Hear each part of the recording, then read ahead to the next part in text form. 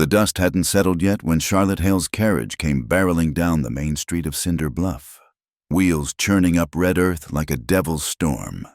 From his position outside May O'Rourke's feed store, Rowan Cade watched the spectacle with the same detached interest he might give a tumbleweed until the driver cracked his whip too close to Rowan's mare. The horse reared, nearly throwing him backward. Years of cavalry training kept him seated, but his jaw tightened as he steadied the spooked animal.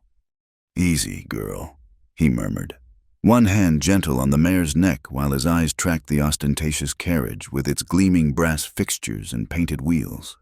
Everything about it screamed money, the kind that bought its way through life without caring what it trampled. The carriage door swung open before the wheels fully stopped. A young woman emerged, her blue silk dress catching the afternoon light like water in this parched land. Charlotte Hale, he'd heard the name whispered in saloons and shops. The banker's daughter, promised to Judge Blackthorn's son. Their eyes met across the dusty street. Hers were the color of sage honey, sharp with intelligence despite the careful mask of propriety she wore. For a heartbeat. Something flickered there, not the disdain he expected from a banker's daughter, but something rawer. Then she lifted her chin, arranging her features into cool dismissal. "Perhaps you should control your animal better. Sir," she called, her voice carrying that Eastern education, each word precisely cut like crystal. Rowan touched the brim of his hat, a gesture that could have been respect or mockery.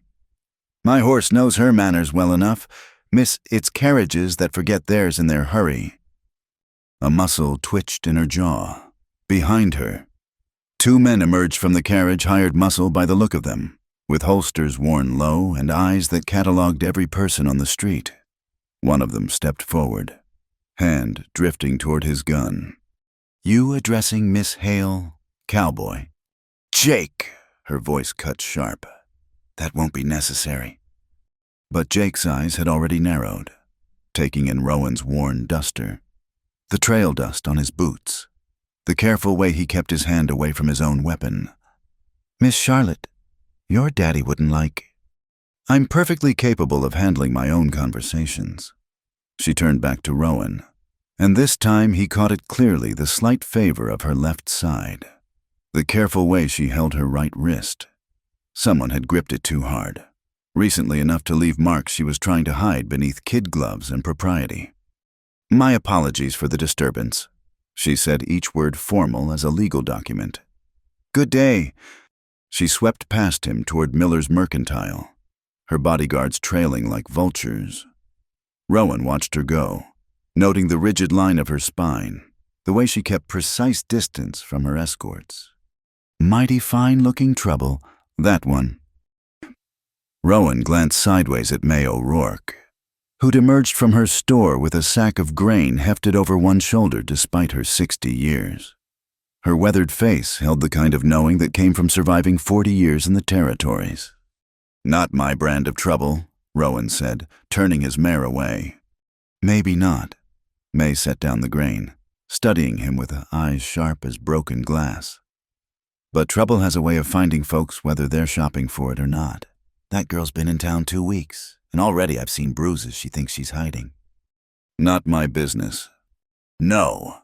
May spat tobacco juice into the dirt. "Wasn't your business in Tucson either, but you still faced down those men bothering the Mexican girl." Rowan's jaw tightened. "That was different." "Was it now?" May's laugh held no humor. "Well, you'd best make yourself scarce tonight anyway. Word is Gideon Blackthorn's coming to town for some fancy announcement about the engagement. Judge is throwing a party at the National Hotel." As if summoned by his name, a dust cloud appeared on the horizon. 3 riders approached fast, and even at distance. Rowan recognized the lead figure. Gideon Blackthorn rode like he owned the earth beneath his horse's hooves, tall and lean, with the kind of looks that opened doors and emptied purses.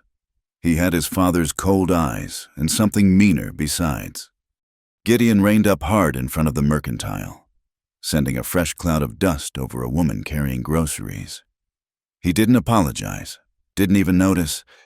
his attention fixed on the blue silk dress visible through the store window. "Charlotte, darling," his voice boomed across the street. "Come greet your intended properly." Through the window, Rowan saw her shoulders stiffen. She emerged slowly, a smile painted on her face that didn't reach her eyes. "Gideon, I didn't expect you until evening.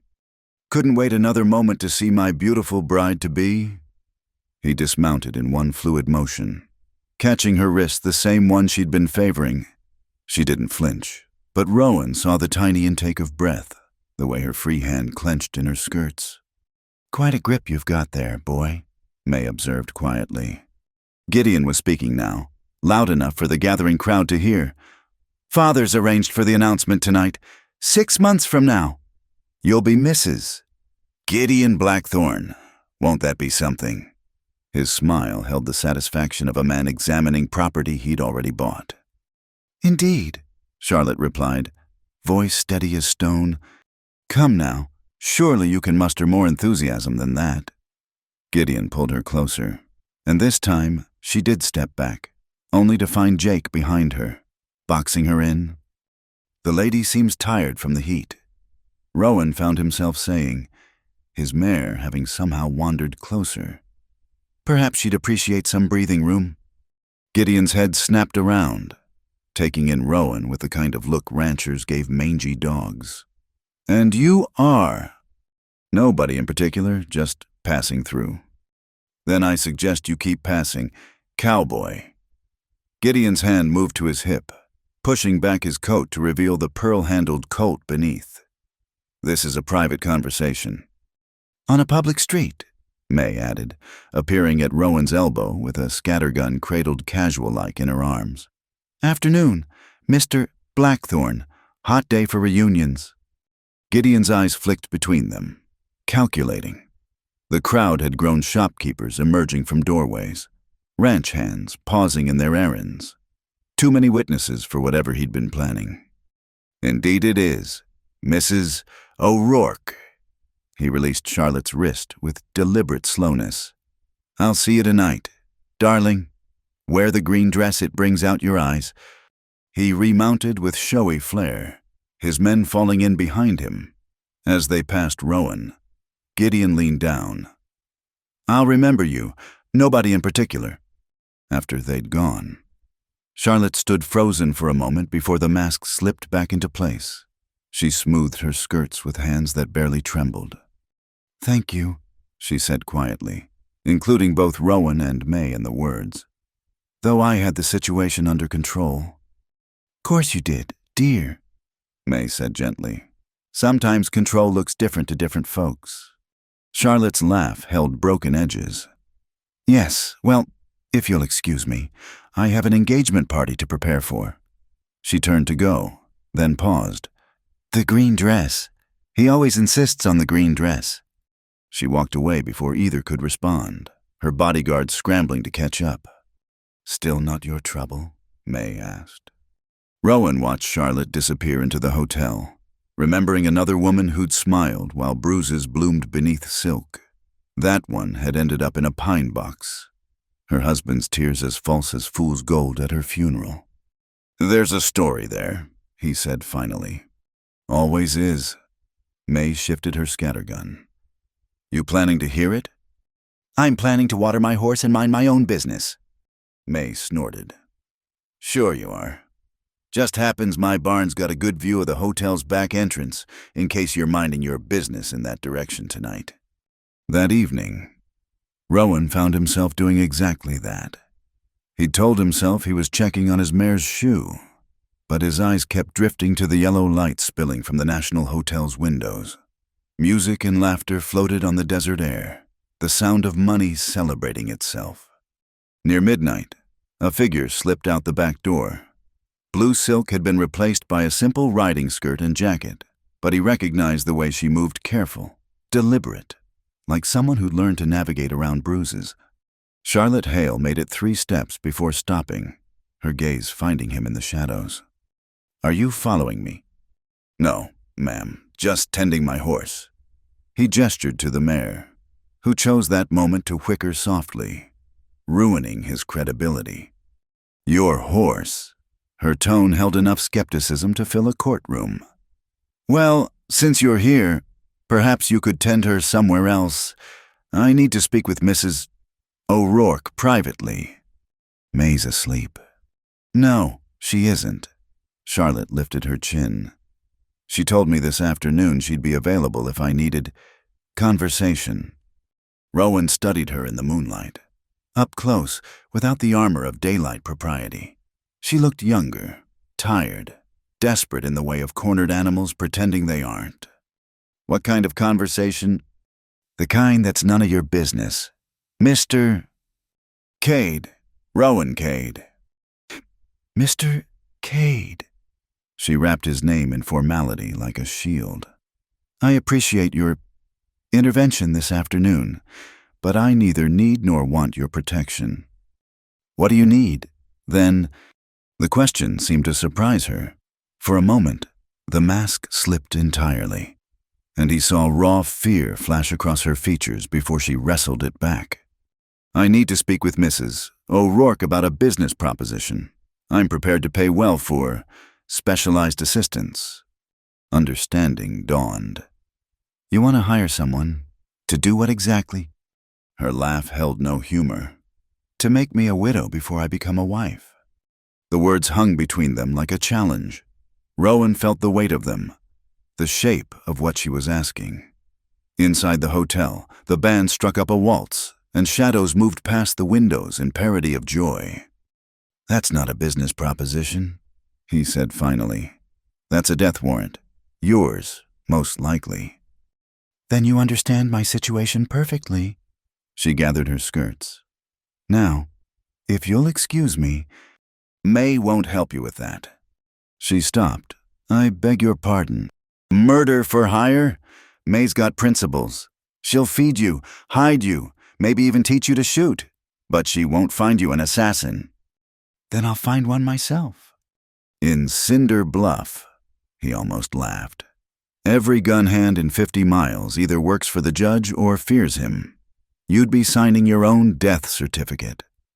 As opposed to the slow death of marrying his son, the words burst out bitter as alkali water. You saw him today. That was him being gentle, public, restrained. I saw... Did you see the way Jake and Thomas box me in, the way they watch every person I speak to? Report every step I take. I'm not a fiancé. Mr. Cade. I'm a prisoner with silk curtains. The mare shifted restlessly, sensing the tension. Rowan ran a soothing hand down her neck, using the moment to think. Every instinct screamed at him to walk away. This wasn't his fight. He'd learned the hard way what happened when you stepped between powerful men and their possessions. There might be another way. He heard himself saying. Hope flickered in her eyes before she shuddered it. What way? Legal ones. Evidence. Witnesses. The judge isn't the only law in the territory. You think I haven't tried? She laughed bitterly. My father owes Blackthorn money. Too much money. This marriage clears the debt and joins their businesses. It's already signed and sealed. Just waiting for the ceremony to make it official. Debts can be paid other ways. Not this one. Not when it comes with the kind of interest the judge charges. She pressed a hand to her ribs, a gesture so unconsciously protective it made Rowan's jaw clench. 6 months. That's what I have. 6 months to find a way out. Or I'll be another tragic accident. Fell downstairs, thrown from a horse. So many ways for a clumsy young wife to die in the territories. Her smile held the brittle edge of breaking glass. Gideon's already buried 2 fiancés. 3rd time's the charm, they say. The information landed like a punch. Rowan had heard whispers about Gideon's previous engagements, but hearing it confirmed, seeing the resignation in Charlotte's eyes. Mr. Cade. May stood in the barn doorway, shotgun loose in her hands but ready. Her expression suggested she'd heard enough. Miss Charlotte was looking for you, Rowan said carefully. So I gathered. May studied them both with those sharp eyes. Best come inside. Both of you. Streets have ears. and some conversations need walls around them. Charlotte hesitated. I don't want to involve... Girl, you involved me the moment you walked into my store with those bruises. May's voice gentled. Come on now. Got coffee on and some of that whiskey your daddy pretends he doesn't know I sell. Inside May's small parlor, lamplight threw shadows on walls covered in photographs of a life lived hard but well. Charlotte perched on the edge of a horsehair sofa like she might need to run at any moment. Rowan took position by the door, old habits making him catalog exits and angles. May poured coffee strong enough to float horseshoes, added a generous splash of whiskey to Charlotte's cup without asking. Now then, she settled into her rocking chair, shotgun across her lap. Tell me about those other two girls. Charlotte's hands trembled around the cup. The first was Anna Morrison, daughter of a cattle rancher who owed the judge money. She lasted 4 months after the engagement. Fell from a balcony at the hotel. Strange, everyone said, since Anna was terrified of heights.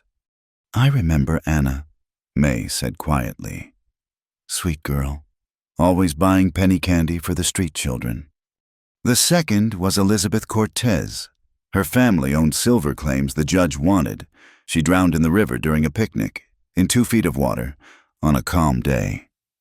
Charlotte took a shaky sip. The claims transferred to Gideon as her intended. He sold them to his father the next week. And nobody questioned this, Rowan found himself asking. Charlotte's look held bitter knowledge. Who would dare the judge controls the law here? The sheriff, the mayor, half the territory's legal system. Even the federal marshals look the other way when Blackthorn money changes hands. There's always someone who won't be bought, May said firmly. Just have to find them. With respect, Mrs. O'Rourke. I've been looking for 6 months.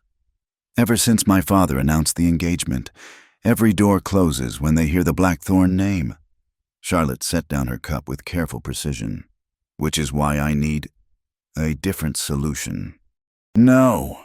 Rowan's voice came out harder than intended. Both women looked at him.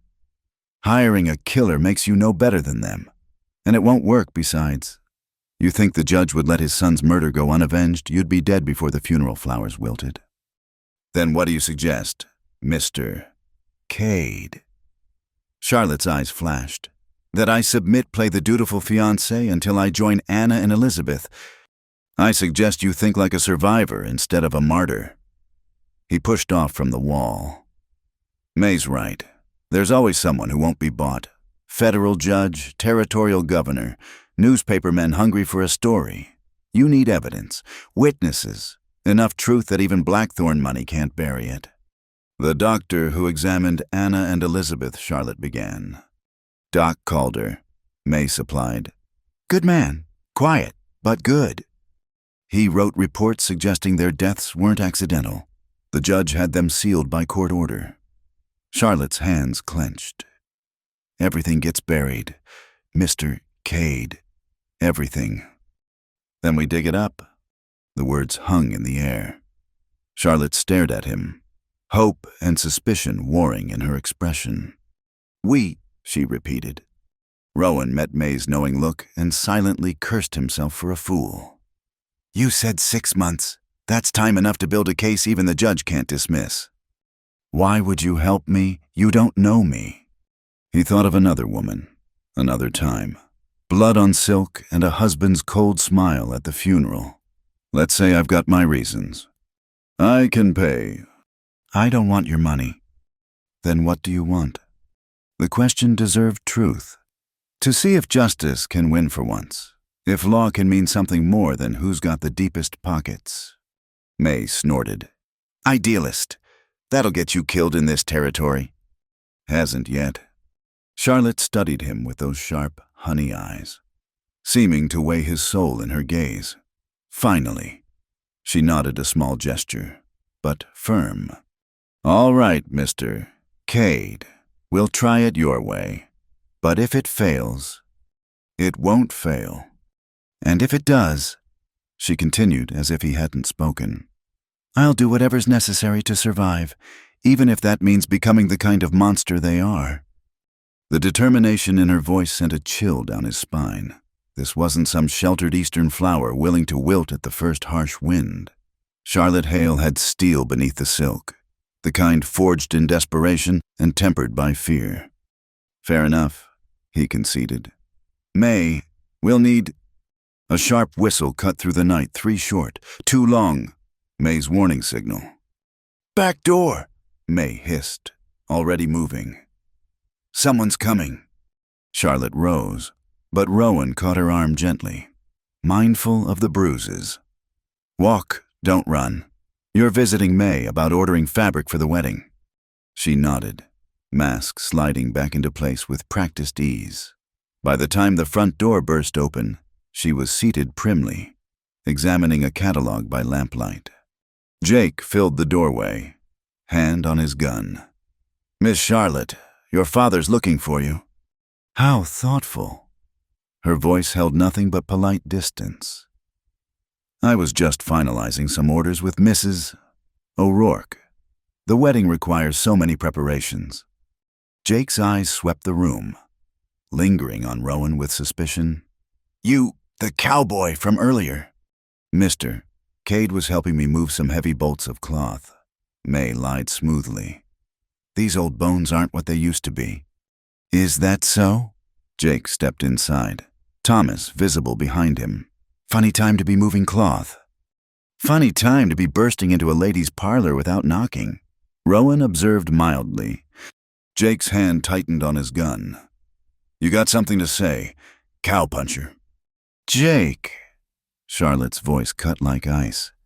I'll thank you to show proper respect in Mrs. O'Rourke's home. Whatever would Gideon say about such behavior?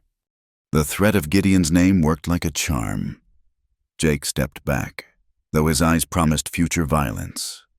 Your father insists you return immediately. Miss, the party's winding down. Of course. Charlotte rose gracefully, every inch the proper lady. Thank you for your time. Mrs. O'Rourke, I'll send my girl for those fabric samples tomorrow.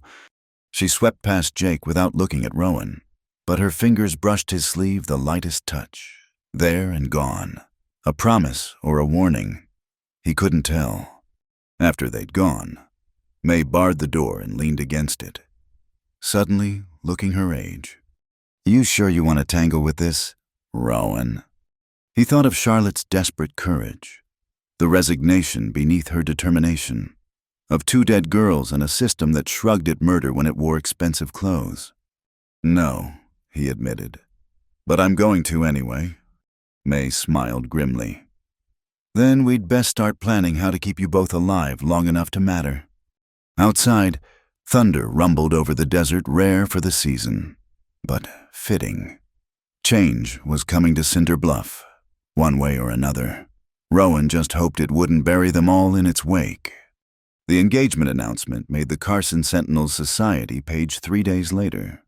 Charlotte stared at the newsprint over breakfast, her father's satisfied smile making the coffee taste like ash in her mouth. Quite a flattering sketch of you, my dear, Marcus Hale observed, buttering his toast with precise movements. The artist captured your mother's cheekbones perfectly. Charlotte forced herself to look at the illustration herself in the green dress. Gideon's arm possessively around her waist, both smiling like puppets in a show. The artist hadn't captured the bruises hidden beneath the long gloves. Yes, father, very flattering. The judge expects us for dinner tomorrow. A small gathering, just family and close associates. His tone suggested this wasn't a request. Wear the blue silk. Gideon particularly admired it. Of course. She waited until he'd left for the bank before allowing her mask to crack. Her hands shook as she folded the newspaper, tucking it into her reticule. May would want to see this another piece of evidence in the case they were building. The past 3 days had been an exercise in performance. Smile at the well-wishers, accept congratulations with grace, pretend not to notice how women's eyes filled with pity when they looked at her, or how men avoided meeting her gaze entirely. Everyone knew what happened to Gideon Blackthorn's fiancées, but no one dared speak it aloud. At Miller's Mercantile, She selected ribbons she didn't need while Jake lounged against the counter, making the clerk nervous. Charlotte had grown accustomed to the constant shadow, Jake or Thomas, or sometimes both, always watching, always reporting back to Gideon. The pink or the yellow, Miss Hale? Mrs. Miller asked, her voice bright with forced cheer. The yellow, please, and perhaps... A commotion outside cut her short. Through the window, she saw a crowd gathering near the sheriff's office. Jake straightened, hand moving to his gun. Stay here, he ordered, heading for the door. The moment he disappeared, Charlotte moved. She'd learned to take advantage of every small freedom, every moment of inattention, slipping through the store's back entrance. She circled around to approach the crowd from a different angle. Rowan Cade stood in the center of the gathering, his clothes dusty from hard riding. Beside him, a young woman clutched a carpetbag, her dance hall finery looking garish in the morning sun. Charlotte recognized her Jin Ling, who worked at the Sagebrush Saloon. Willing to swear to it, Jin Ling was saying, her accented English clear despite her obvious fear. I saw Mr. Gideon that night. He hurt her bad, real bad. Sheriff Watson looked like he'd swallowed something sour. Now, Miss Ling, these are serious accusations against an upstanding citizen. Upstanding citizens don't usually leave women bleeding in alleys, Rowan interrupted calmly. Miss Ling is willing to testify. That makes this official business. She's a dance hall girl, Watson protested. Foreign one at that. No judge would take her word against a blackthorn? Rowan's smile held no warmth. That's what you were going to say, wasn't it, Sheriff? The crowd murmured, some nodding, others looking uncomfortable. Charlotte spotted familiar faces. Doc Calder near the back, his expression grave. Dora Mills from the dress shop, her hand pressed to her throat. Several ranch hands who frequented the Sagebrush. I'm saying there's procedures to follow, Watson blustered. Can't just make wild accusations without proof? I have proof. Jin Ling lifted her chin despite the tremor in her voice.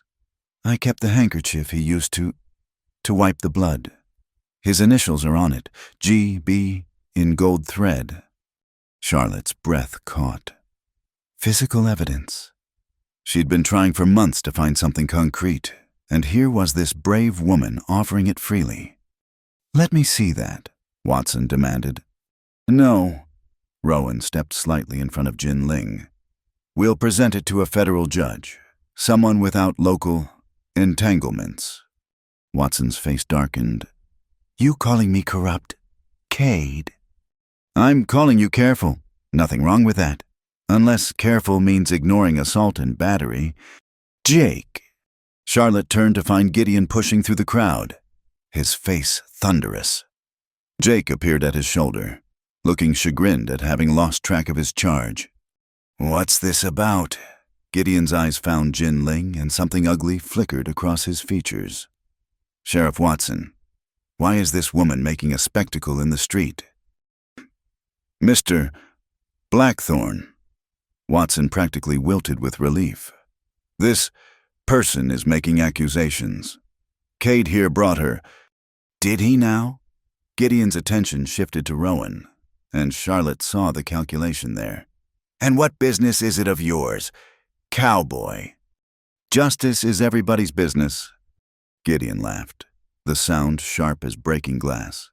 Justice in Cinder Bluff? How quaint. He moved closer to Jin Ling, who shrank back despite Rowan's protective stance. Tell me, girl, how much did he pay you to lie? Nobody paid me nothing, Jin Ling said, accent thickening with distress. I tell truth because you're jealous. Gideon's voice dripped condescension. A foreign whore angry that a gentleman wouldn't buy what she's selling. The slur hit like a physical blow. Jin Ling's face crumpled, and Charlotte felt her own composure crack. That's enough. The words escaped before she could stop them. Every head turned as she stepped forward, including Gideon's. Charlotte, His surprise quickly shifted to displeasure. "What are you doing here?" "Shopping." She kept her voice level despite her racing heart. "And listening to a woman brave enough to speak truth in a town that prefers silence." The crowd stirred, whispers rippling outward. Gideon's fiancé defending his accuser. This wasn't in anyone's script. "My dear, you're confused." Gideon moved toward her, Jake flanking him. "This creature is obviously lying." Obviously, Charlotte didn't retreat, though every instinct screamed at her to run. Based on what evidence? Her profession, her nationality, or simply because her word challenges yours? Gideon's face went very still. When he spoke, his voice carried the kind of quiet that preceded violence. "We'll discuss this privately." "No." The word rang out clear as a bell. "If Miss Ling's accusations are so obviously false, surely they can withstand public scrutiny." "Charlotte." Warning colored her name. "You're overwrought. Perhaps the heat—" "I'm perfectly well, thank you." She turned to Jin Ling, offering a small smile. "You're very brave, Miss Ling. Whatever the truth of your claims, they deserve proper investigation." Jin Ling's eyes widened with surprise and something that might have been hope. Around them, the crowd had gone silent, watching this unprecedented scene unfold. "Sheriff Watson," Charlotte continued, not looking at Gideon, "I trust you'll handle this matter with the diligence it deserves. After all, the Blackthorn name can surely weather a proper investigation if there's nothing to hide." She'd gone too far. She knew it the moment Gideon's hand closed on her arm, fingers digging into the exact spots that were still tender from their last encounter. "We're leaving now." The lady seems to have her own opinion on that. Rowan had somehow materialized beside them, his presence solid as granite. Maybe ease up on that grip. Blackthorn. "You dare." "I dare quite a bit when I see a man hurting a woman in broad daylight." Rowan's voice remained conversational, but his hand rested on his gun. "Your choice how this goes." For a moment, violence crackled in the air like lightning before a storm. Then Gideon laughed, releasing Charlotte's arm with exaggerated care. "Of course. My apologies, darling. I simply worried for your delicate sensibilities." He gestured to Jake. "Escort my fiancée home. She's clearly overwhelmed by the morning's excitement." Charlotte wanted to protest, but she'd already pushed further than was safe. She allowed Jake to guide her away, but not before catching Rowan's eye. He gave the slightest nod, message received. They'd gotten what they needed. That night, May's barn became a makeshift war council. Charlotte had slipped out during the servants' shift change, a skill she'd perfected over months of captivity. She found not just May and Rowan waiting, but Doc Calder and Jin Ling as well. "Didn't expect you to speak up like that," May said, pouring whiskey all around. "Brave or foolish? Hard to say which." "Both," Charlotte admitted, accepting the drink gratefully. "But I couldn't stand by while he destroyed her with words." Jin Ling sat hunched in on herself, the earlier bravado gone. Up close, Charlotte could see fading bruises on her arms, the careful way she held herself that spoke of deeper hurts. "Tell them what you told me," Rowan prompted gently. Jin Ling's story came out in fits and starts. A private party at the sagebrush, Gideon drinking heavily, getting rough with the girls. When Jin Ling tried to help her friend escape his attention, he'd turned on her instead. The details made Charlotte's stomach turn and her own bruises throb in sympathy. "He said no one would believe Chinese girl over him," Jin Ling finished, tears tracking down her cheeks. "Said he could do anything, hurt anyone, and law would look away." "He wasn't wrong," Doc Calder said grimly. "I've documented injuries on half a dozen women over the past 2 years. Every time I try to file a report, it disappears. Sheriff Watson claims they get lost in transit to the county seat." "Which is why we go federal," Rowan said. "Circuit judge arrives in Fort Bracken in 2 weeks. We present everything directly to him. Jin Ling's testimony. The handkerchief. Doc's medical records. Statements from other victims if we can find them. If we can keep everyone alive that long, May observed darkly. Blackthorns don't take kindly to threats. As if to underscore her point, hoofbeats thundered past the barn. Charlotte peered through a crack in the wall to see a dozen riders heading into the desert, Jake at their head.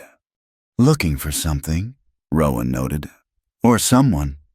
Jin Ling whimpered. They come for me. No. Charlotte surprised herself with the firmness in her voice. We protect our own. She turned to May. You have that hidden room beneath the feed store. You're thinking of harboring her? May asked.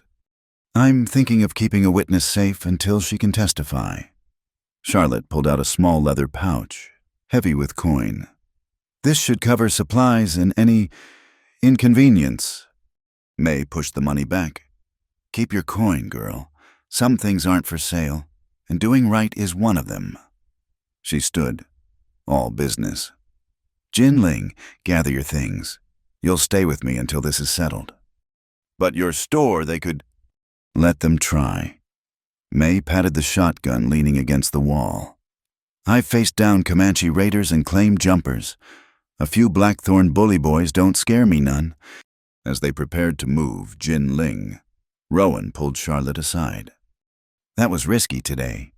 Gideon won't forget you taking her side publicly. Good. I'm tired of hiding, of pretending. She met his concerned gaze. Every day I play the dutiful fiancé. A piece of me dies. If speaking truth hastens whatever's coming, so be it. And if what's coming is your funeral... The question hung between them, stark and honest. Charlotte thought of Anna Morrison, afraid of heights, falling from a balcony, of Elizabeth Cortez, drowning in shallow water. Then at least I'll die as myself, not the puppet they're trying to make me. Something shifted in Rowan's expression, respect, maybe, or recognition. You're not what I expected. Charlotte Hale. Nor you, Mr. Cade, a drifting cowboy who risks his neck for justice. There's a story there. Maybe I'll tell it someday. He glanced out the door where Doc Calder was helping Jin Ling into May's wagon. Right now, we need to get her hidden before those riders circle back. They worked quickly, efficiently.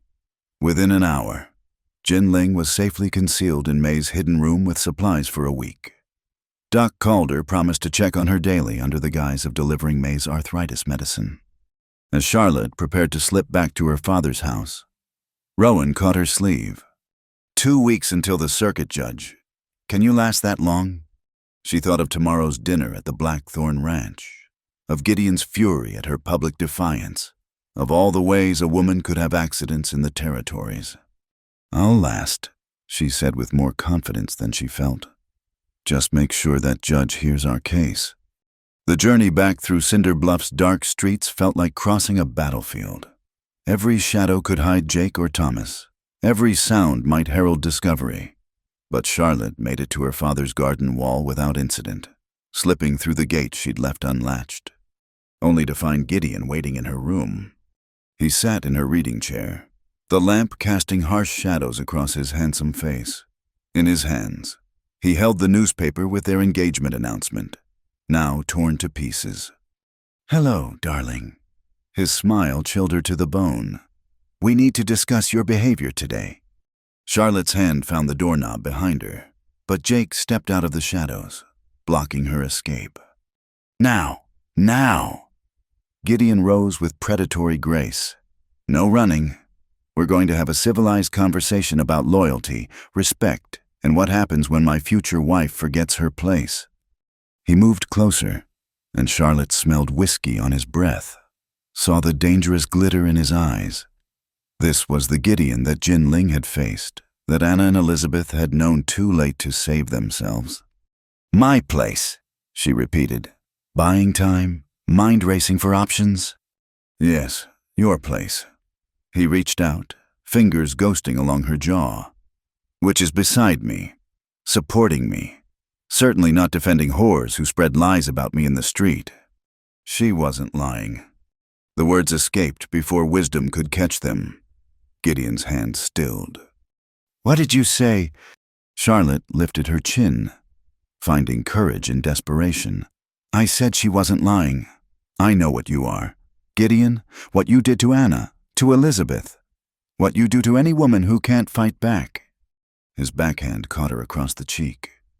Snapping her head sideways, she tasted copper, felt tears spring to her eyes, but didn't cry out. Careful, Gideon said softly. Accidents happen so easily. A fall down the stairs, a tragic mishap with a horse. Why, just last week a woman in Tucson accidentally shot herself while cleaning a gun she didn't know was loaded. If something happens to me, people will ask questions. Will they? He laughed. Your father owes my father everything. The sheriff works for us. The mayor, the newspaper. Even that sanctimonious Doc Calder can be managed. Face it, Charlotte, you're alone, Charlotte. But she wasn't. Not anymore. The knowledge gave her strength even as Gideon backed her against the wall. 2 weeks, she said quietly. He frowned. What? Nothing, just remembering something. Suspicion flared in his eyes, before he could pursue it. Marcus Hale's voice drifted up from downstairs. Charlotte, is someone up there? Gideon stepped back, straightening his vest. Your father, excellent. I'll explain how overwhelmed you were today, how you need rest and quiet contemplation before our dinner tomorrow. He leaned close, breath hot against her ear. Wear the green dress. And Charlotte, if you embarrass me again, I'll make what happened to Jin Ling feel like a gentle caress. Understand? She nodded, not trusting her voice. Good girl. He pressed a mockery of a kiss to her forehead, then strode out, calling cheerfully to her father about wedding plans and women's delicate constitutions. Charlotte sank onto her bed, hand pressed to her burning cheek. Through her window, she could see May's store in the distance, where Jin Ling hid and plans were forming. 2 weeks felt like a lifetime, but she'd endure. She had to... In the darkness beyond her window, a rider sat motionless on the ridge just far enough to avoid notice, close enough to see trouble coming. Rowan Cade had learned in the cavalry that the best guards were the ones you never saw until you needed them. He'd keep watch tonight and tomorrow, and all the nights until they could bring the truth to light. It wasn't much, but sometimes in the territories, the difference between justice and injustice was just one person refusing to look away. Charlotte's lamp finally went out. Rowan touched spurs to his horse, beginning his slow patrol. Behind him, storm clouds gathered over the desert, promising rain that would either nourish the earth or wash it all away. 2 weeks. They just needed 2 weeks. Thunder rumbled in the distance, and somewhere in the darkness, a coyote howled lonely, defiant, and utterly wild. The county records office sat in Fort Bracken like a fortress of paper and ink, 30 miles of hard riding from Cinder Bluff. Rowan arrived just after dawn, his horse lathered with sweat despite the cool morning air. Doc Calder had given him detailed instructions which clerk to approach, what forms to request, how to navigate the bureaucratic maze without raising suspicions. Help you? The clerk, a thin man with ink-stained fingers, barely glanced up from his ledger. Looking for medical records. Deaths in Cinder Bluff, past 3 years. That got the man's attention. His eyes sharpened, taking in Rowan's trail-worn appearance. That's a lot of paper to pull. Need to see some authorization. Rowan slid a folded document across the counter, one of Doc Calder's official letterheads, requesting records for statistical analysis of mortality rates in frontier communities. It was just bland enough to be believable, just official enough to be hard to refuse. The clerk studied it with the suspicion of a man who'd seen too many forgeries. Wait here. 20 minutes passed before he returned, carrying a thin folder that should have been thick. These are all the official death records for that period. Rowan flipped through the pages. Anna Morrison's death was there, labeled accidental fall. Elizabeth Cortez, drowning misadventure. but where there should have been detailed medical reports, he found only basic certificates, no attending physician statements, no coroner's inquests. This all that's filed. The clerk's expression had gone carefully neutral. Anything else would be in the sealed records. Sealed by whose order? Judge Blackthorne. Court Order 47B. Protecting the dignity of the deceased families. It says, of course. Rowan memorized the court order number and pushed the folder back. How about birth records, marriages? Those aren't sealed.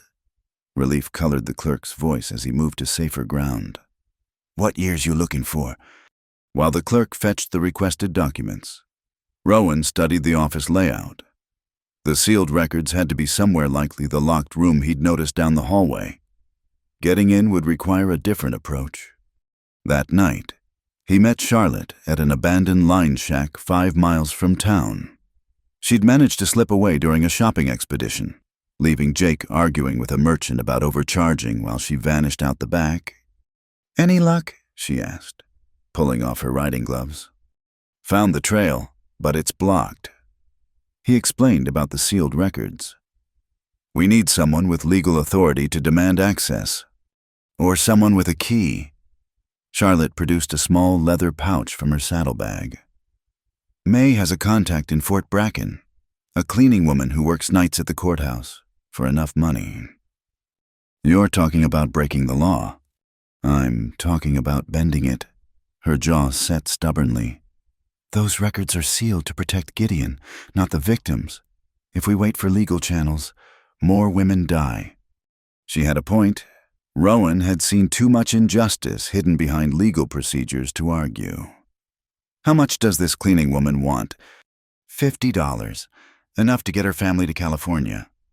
That's a lot of money. I have it. Charlotte's smile held bitter edges. My mother's jewelry. I've been selling pieces quietly, building an escape fund. This seems a better use. They arranged the exchange for the following night. In the meantime, Charlotte had her own battles to fight. The dinner at Blackthorn Ranch had been a special kind of torture, Gideon's hand possessive on her waist. His father watching with calculating eyes. Conversation full of veiled threats, dressed as wedding planning. Have you set a date? Judge Blackthorn had asked over brandy. 6 months from the announcement. Gideon answered before she could speak. Though I'm thinking sooner might be better. Strike while the iron's hot, as they say. Indeed, and your father agrees. Charlotte, my father agrees to whatever you gentlemen decide. She kept her voice level, empty. His debts ensure that... The judge chuckled. Smart girl, knows her place. But she'd seen something that night papers on the judge's desk when she'd accidentally taken a wrong turn looking for the powder room. Legal documents with names she recognized: Anna Morrison, Elizabeth Cortez, and a third name that made her blood run cold. Charlotte Hale. Her own death was already being paperworked. Now, in the line shack with Rowan, she shared this discovery. His face darkened with each word. We need to move faster. No, we need to be smarter. Charlotte pulled out a small notebook. I've been talking to the women at church. Quietly, carefully. Dora Mills finally opened up. She has a cousin who worked at the Sagebrush when Anna was engaged to Gideon. The cousin left town suddenly, but Dora has letters. Letters saying what? That Anna was planning to run, that she'd gathered evidence about Gideon's appetites, that she was going to take it to the federal marshal in Denver. But she fell from a balcony instead. The night before she was supposed to leave. Charlotte's voice went flat. Convenient. Rowan studied her in the lamplight. The past days had worn on her shadows under her eyes. A tremor in her hands she tried to hide. But something else had emerged, too steel determination that reminded him of soldiers he'd known. People pushed past breaking who chose to become unbreakable instead. You're sure about this? Once we steal those records, there's no going back. The Blackthorns will know someone's moving against them. They already know. She touched her cheek where the bruise from Gideon's backhand had faded to yellow. Every day I pretend. I die a little more. At least this way. I'm fighting. The next night brought complications. Jake had gotten suspicious. Following Charlotte more closely, she'd had to drug his coffee with laudanum May procured not enough to kill, just enough to make him sluggish and forgetful. While Jake dozed in the hotel lobby, Charlotte met Rowan in Fort Bracken. The cleaning woman, Maria Santos, was nervous but determined. "My children deserve better than this territory," she said, clutching the money. "The office is empty from midnight to 4. Guard makes rounds every hour. The sealed records room, 3rd door on the left. Keys on my ring." She pressed a heavy key ring into Rowan's hand. "Whatever you're looking for, I hope it's worth the risk." "It is," Charlotte said firmly. The courthouse at midnight felt like a tomb. They entered through the side door Maria had left unlocked, moving by touch and instinct in the darkness. Charlotte had insisted on coming despite Rowan's protests. "I need to see for myself," she'd said, and he'd recognized the futility of arguing. The sealed records room smelled of dust and secrets. By the light of a single candle, they found what they'd come for: boxes labeled with case numbers, including the ones for Anna and Elizabeth. "God in heaven," Charlotte breathed as she read. The real medical reports were damning. Doc Calder had documented extensive injuries on both women, evidence of repeated violence over time. Anna's fall had come after what the doctor described as systematic battery consistent with prolonged abuse. Elizabeth showed signs of being held underwater repeatedly before the final drowning. "There's more," Rowan said, pulling out another file. "Look at this." Financial records, property transfers, each woman's family assets flowing to the Blackthorns after their deaths. A clear pattern of predation romance, abuse, murder, profit. "We need all of this." Charlotte started gathering documents. "Wait." Rowan held up a hand. "Listening?" Footsteps in the corridor, too early for the guards' rounds. They barely had time to blow out the candle before the door opened. Light from a lamp swept the room as Sheriff Watson entered, hand on his gun. "Whoever's in here, come out slow. Hands where I can see them." Charlotte pressed against Rowan in the darkness, her heart hammering so loud she was sure Watson must hear it. They were trapped, no windows, only one door, and Watson blocking it. Then, salvation from an unexpected source. A woman's voice from the corridor. "Sheriff, what are you doing here at this hour?" "Who's that?" Watson turned, and Rowan recognized Maria's voice. "Just the cleaning woman. Sir, is something wrong? I thought I was alone." "Thought I saw a light. You been in the sealed records room?" "No, sir, that's not on my rounds. Must have been reflection from my lamp." Watson hesitated, clearly suspicious but unable to prove anything. "Well, get on with your work. And next time, make more noise. Sneaking around in the dark's a good way to get shot." They waited an eternity before Maria's soft knock came. "He's gone. But hurry, he might come back." They grabbed what they could carry. Charlotte stuffing documents inside her coat, while Rowan took the medical files. Maria locked the door behind them, and they slipped out into the night. "Thank you." Charlotte pressed additional money into Maria's hand. "Just make it count," Maria said. "Make sure those girls get justice." The ride back to Cinder Bluff passed in tense silence. They'd gotten what they needed, but Watson's presence was troubling. Had someone tipped him off, or was he making his own midnight visits to the sealed records? They reached May's store as dawn broke. Jin Ling emerged from hiding to help them spread the documents across May's kitchen table. What emerged was a picture of systematic evil that turned Charlotte's stomach. 5 women, May said grimly, reading names from the files. Not just Anna and Elizabeth, 3 others before them, in other towns, same pattern every time. "Building a case across jurisdictions," Rowan noted. "Smart. No one place has enough deaths to raise federal attention."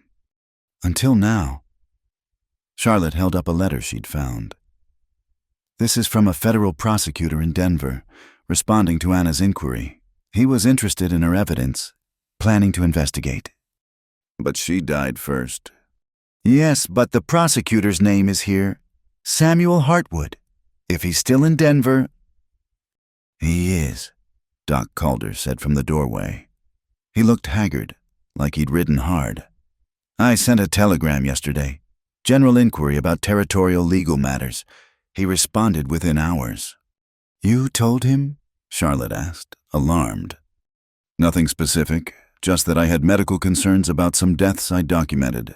He's sending an assistant to Fort Bracken to meet with me next week ahead of the circuit judge. Hope flared in Charlotte's chest for the first time in months. A federal prosecutor, already alerted to the pattern, documentary evidence, witnesses willing to testify, they might actually have a chance. There's bad news too, Doc continued. Dora Mills was attacked last night. Someone broke into her shop, destroyed her work, threatened worse if she didn't stop spreading lies about the Blackthorns. Is she... shaken but determined? If anything, it made her angrier. She's gathering the women at church, planning to stand together. Charlotte thought of Dora's quiet courage, of Jin Ling hiding in May's cellar, of all the women who'd suffered in silence because speaking out meant death. We need to protect them. We need to end this, Rowan corrected. Fast, before the Blackthorns realize how much we have. But it was already too late for that. Charlotte returned home to find her father waiting in the parlor, face grave. Beside him stood Judge Blackthorn and a man she didn't recognize, thin, sharp-featured, with the look of a legal vulture. Charlotte, her father's voice held defeat. Judge Blackthorn has brought some disturbing news. Indeed. The judge smiled coldly. It seems someone broke into the county records office last night, stole sealed documents. Sheriff Watson is investigating. But I thought we should have a family discussion about loyalty and consequences. I don't understand, Charlotte said, proud of how steady her voice remained. Don't you? The stranger spoke for the first time. Miss Hale, I'm Prosecutor Ashford, from the Territorial Court. I'm here to inform you that if those documents aren't returned immediately, everyone involved in their theft will be charged with burglary, contempt of court, and conspiracy. Serious charges. Judge Blackthorn added, prison time, for everyone involved, your accomplices, anyone who helped you, anyone who's sheltering witnesses. The threat was clear. They knew about Jin Ling, about May, about everything. Charlotte felt the walls closing in. Of course, the judge continued smoothly. Family doesn't prosecute family. Once you're married to Gideon, all this unpleasantness goes away. The documents are returned. No charges filed. Everyone goes about their business. Charlotte, her father said quietly. Please, think what you're doing. The scandal, the debts. We'll be ruined. She looked at these men, her weak father, the corrupt judge, the vulture prosecutor, and thought of the documents hidden at May's, 5 women dead. How many more if she gave in? I need time to think. Of course. Judge Blackthorn rose. 24 hours, then we'll need your answer. And Charlotte, don't think of running. Every road out of Cinder Bluff will be watched. Every stage, every train. You'll marry my son, or you'll hang for theft. Those are your choices now. After they left, Charlotte sank into a chair, mind racing. They were trapped, but not defeated. Not yet. She had to get word to Rowan, to May, to warn them. Had to find a way to get the evidence to the federal prosecutor before the Blackthorns could bury it all. Her father stood by the window, shoulders slumped. Your mother would be ashamed, he said quietly, seeing what I've brought you to. Mother would have fought, Charlotte replied. She wouldn't have sold her daughter to pay gambling debts. He flinched as if struck. You don't understand the pressure, the threats. I understand perfectly. You chose the easy path. Now I have to choose the hard one. She left him there and went to her room, already planning. 24 hours wasn't much, but it might be enough. The federal prosecutor's assistant would be in Fort Bracken within the week. They just had to survive until then. Outside her window, storm clouds gathered on the horizon. The rains were coming, violent desert storms that could wash away roads, collapse buildings, change the landscape overnight. Charlotte smiled grimly. Let the storm come. It was time for Cinder Bluff to be washed clean. In her hidden pocket, she fingered the derringer May had given her 2 shots. Last resort only. She prayed it wouldn't come to that, but if it did, she'd make those shots count. 24 hours. The clock had started. Thunder rumbled in the distance, and Charlotte began to plan. The market square of Cinder Bluff had never seen such a crowd.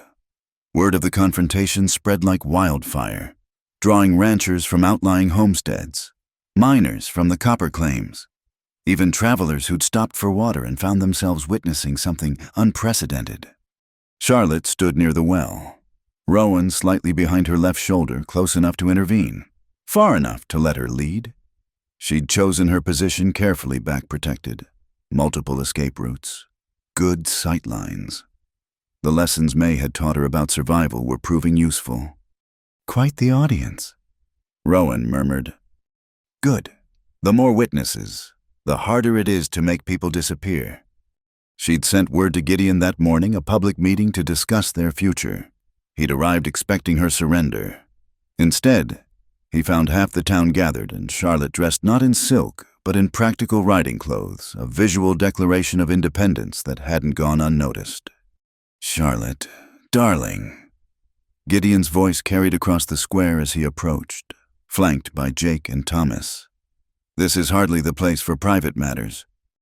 Nothing about our engagement has been private, she replied, matching his volume.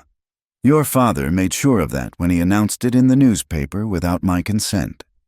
Murmurs rippled through the crowd. Gideon's jaw tightened, but his smile remained fixed. Pre-wedding nerves. Perhaps we should continue this inside. No. Charlotte stepped forward, chin raised. I have a proposal, a fair exchange that honors both our families' interests. Judge Blackthorne pushed through the crowd, Prosecutor Ashford at his heels. What nonsense is this? Business, Judge, something you understand. Charlotte pulled out a leather portfolio. I propose a different arrangement. A marriage contract, properly witnessed. We already have. A contract that protects both parties, she continued, raising her voice so all could hear, including clauses about mutual respect, financial transparency, and consequences for breach of contract. Gideon laughed harshly. You're in no position to negotiate. Aren't I? Charlotte opened the portfolio. I have here sworn statements from women willing to testify about their interactions with you, medical reports documenting injuries, financial records showing suspicious transfers after mysterious deaths. The crowd stirred, whispers growing louder. Judge Blackthorne's face darkened. Those documents were obtained illegally. Were they? Rowan stepped forward. Because I have here a telegram from Federal Prosecutor Samuel Hartwood, stating his office has been investigating similar patterns across the territory. Seems Miss Morrison contacted him before her unfortunate fall. It was a calculated risk. They'd only received preliminary interest from Hartwood, but the threat of federal involvement changed the game. Charlotte saw calculation flicker across the judge's face. What exactly are you proposing? He asked carefully. A marriage of protection, not possession. Charlotte kept her voice steady despite her racing heart. I'll honor the engagement to clear my father's debts, but with conditions, separate residences. No, conjugal requirements, a marriage in name only, with the option to divorce after 2 years if both parties agree. Ridiculous. Gideon snarled. No man would accept. A wise man would. The new voice came from the crowd. Reverend Daniel Morrison and his uncle stepped forward. A man with nothing to hide would see the wisdom in a willing partner versus a captive one. You have no standing here, Reverend, Judge Blackthorne warned. I have the standing of God and conscience. Morrison replied firmly, and the attention of the territorial bishop, who's very interested in reports of forced marriages and mysterious deaths among his flock. More allies revealing themselves. Charlotte had spent the 24 hours well, gathering support from unexpected quarters. The church women stood together near the mercantile. Doc Calder waited by his office, medical bag prominently displayed. Even some of the ranchers' men who'd lost daughters or sisters over the years had positioned themselves strategically through the crowd. "This is conspiracy," Prosecutor Ashford declared. "I'll have you all arrested." "On what charges?" A woman pushed through the crowd, Jin Ling, head high despite the danger. "For telling truth, for showing evidence in my country. We have a saying, paper cannot wrap up fire. Truth always burns through." "You dare show your face." Gideon moved toward her, but Rowan intercepted smoothly. "Everyone dares today," Charlotte said. "That's what you fail to understand. Gideon, push people far enough, and they stop being afraid. Fear is all that keeps order in a place like this," Judge Blackthorne said coldly. "No." May O'Rourke emerged from her store, scattergun cradled in her arms. Behind her, a line of women filed out Dora Mills. The church auxiliary, shopkeepers' wives, ranchers' daughters. Community keeps order, decency keeps order. You've mistaken silence for consent. Judge, we're done being silent. The atmosphere in the square shifted, became charged with possibility. Charlotte felt it the moment when power balances tip, when the unstoppable force meets an unexpected, immovable object. "You're making a mistake," Judge Blackthorne's voice held winter. "All of you. You think federal prosecutors care about frontier justice? You think they'll ride in like cavalry to save you? They'll take their bribes and leave, just like always." "Maybe." Charlotte stepped into the center of the square. "But maybe not. Maybe things are changing. Maybe the territory is tired of men who treat it like their personal kingdom." She turned to address the crowd directly. "I'm offering a compromise, a legal marriage that satisfies the debt between our families but protects both parties. It's witnessed publicly, recorded properly. If Mr. Blackthorne is the respectable gentleman he claims, he'll accept. And if I don't..." Charlotte met Gideon's cold stare steadily. "Then everyone here will know what kind of man you really are. What kind of family the Blackthornes really are. And that knowledge will spread to Fort Bracken, to Denver, to every newspaper and federal office in the territory." The trap was sprung. Accept, and Gideon bound himself to a marriage that gave him no power over her. Refuse, and confirm every whispered suspicion about his nature. "Clever," Judge Blackthorne murmured. "Very clever." He studied the crowd, reading the mood like a poker player reading cards. "But you've overplayed your hand, Miss Hale." He raised his voice. "Good people of Cinder Bluff. You know me. I've brought law and order to this town, prosperity to its businesses. Now outsiders and agitators seek to divide us with lies and stolen documents. Who will you believe, the family that built this town, or a desperate woman trying to escape her lawful obligations? I believe my own eyes."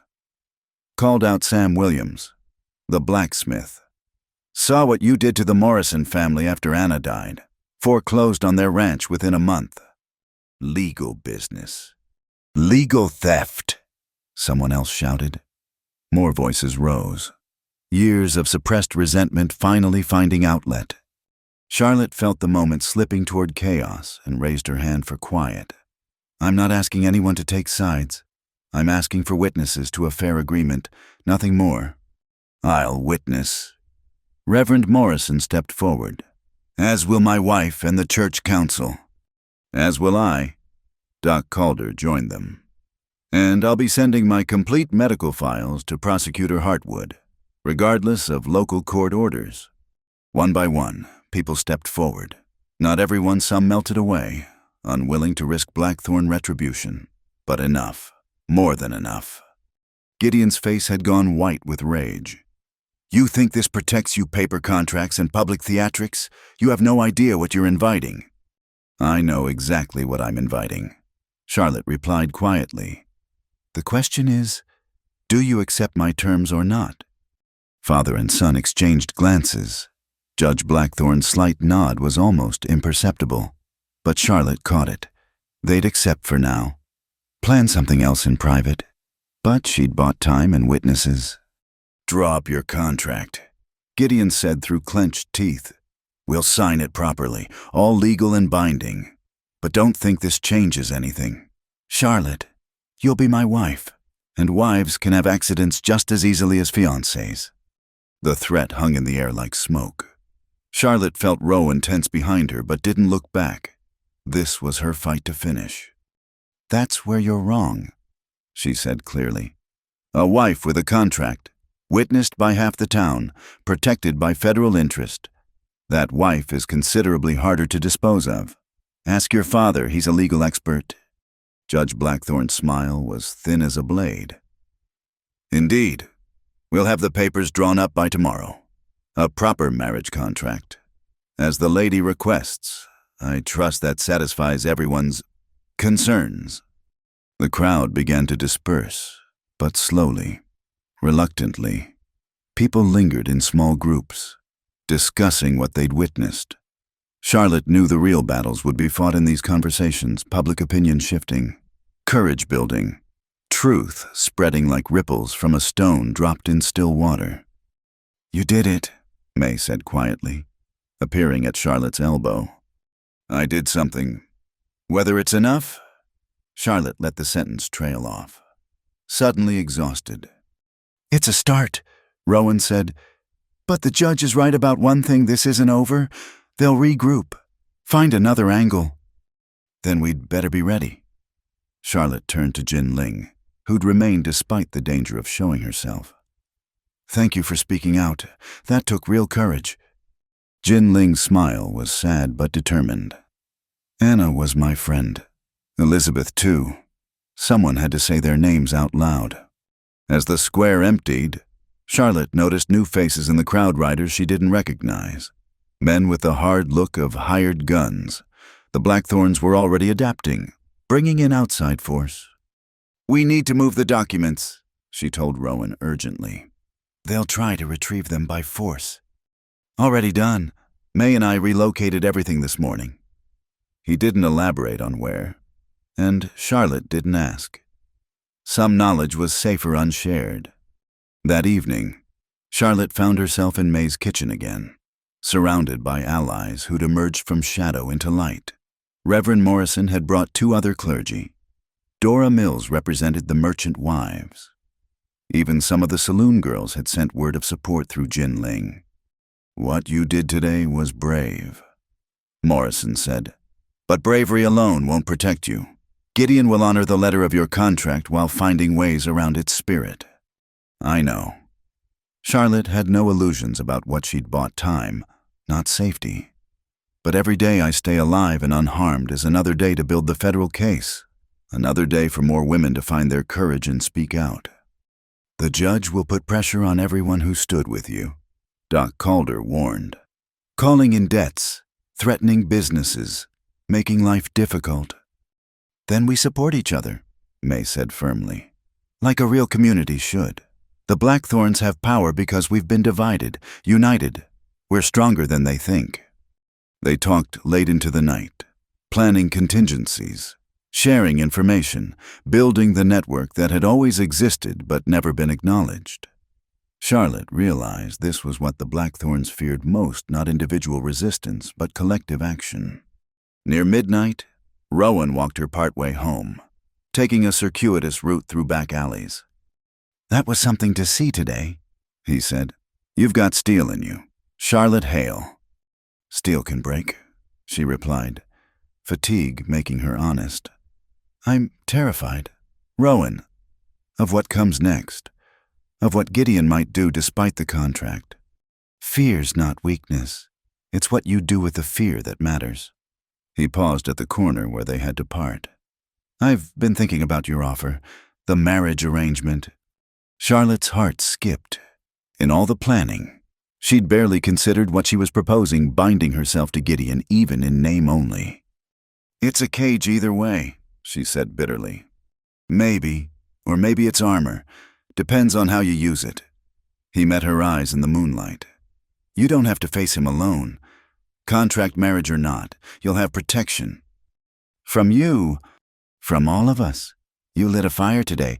Charlotte, now we tend it. Keep it burning until help arrives. She wanted to say more, to acknowledge the undercurrent between them that had nothing to do with justice or protection. But this wasn't the time. Perhaps there would never be a time, given what lay ahead. Good night, Mr. Cade. Good night, Miss Hale. Lock your doors. Check your windows. Trust no one, you don't have to. She slipped through her garden gate to find her father waiting in the parlor, a glass of whiskey trembling in his hand. You've destroyed us, he said without preamble. The judge will ruin me. Take everything. He was going to anyway. Charlotte felt no sympathy for the man who'd sold her to pay his debts. At least this way, we fight in the open. Fight? You call that spectacle fighting? You've signed your own death warrant, girl, and mine alongside it. Then help me live. Stand with me instead of cowering behind your debts. Her father laughed bitterly. Stand with you, I can barely stand myself. Your mother would be so disappointed in what I've become. Yes, Charlotte agreed quietly. She would, but she'd be proud of what I'm becoming. She left him to his whiskey and self-pity, climbing to her room where she barred the door and checked the windows as Rowan had instructed. Outside, she could see riders circling Blackthorn men marking their territory, making sure she knew she was watched. Let them watch. In her hidden compartment, she had copies of the most damning documents. In her heart, she carried the voices of 5 dead women demanding justice. And in the town below, allies emerged from unexpected places, ready to stand when standing seemed impossible. The marriage contract would be signed tomorrow, a devil's bargain that bought time with terrible coin. But time was all she needed. Time for federal prosecutors to arrive, for evidence to reach the right hands, for truth to burn through the paper-thin lies the Blackthorns had used to wrap their evil. Thunder rolled across the desert again. Closer now. The storm was coming, washing clean or destroying everything in its path. Charlotte cleaned her derringer, checked the loads, and placed it under her pillow. Tomorrow she would sign her name to a marriage contract with a man who'd murdered 2 women and planned to make her the 3rd. But tonight she was alive, unbowed, and no longer alone. It would have to be enough. The fire started just after midnight. Charlotte woke to the acrid smell of smoke and the orange glow dancing on her bedroom wall. For a moment, disoriented by sleep, she thought it was sunrise. Then she heard the shouting. May's barn was burning. She dressed hastily, hands shaking as she pulled on her boots. Through her window, she could see flames licking at the sky. Sparks carried on the desert wind toward other buildings. The entire town would be at risk if they didn't contain it.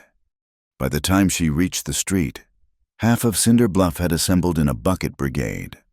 Rowan was already there, soot-streaked and directing men to wet down the surrounding roofs. May stood watching her livelihood burn, her weathered face carved in stone. "Jin Ling," Charlotte gasped, grabbing May's arm. "Was she?" "Got her out first thing." May's voice was steady, but her eyes reflected the flames. "She's safe at Doc Calder's. Lost everything else, though. Feed, supplies. The hidden room below." "The documents." Charlotte's heart sank.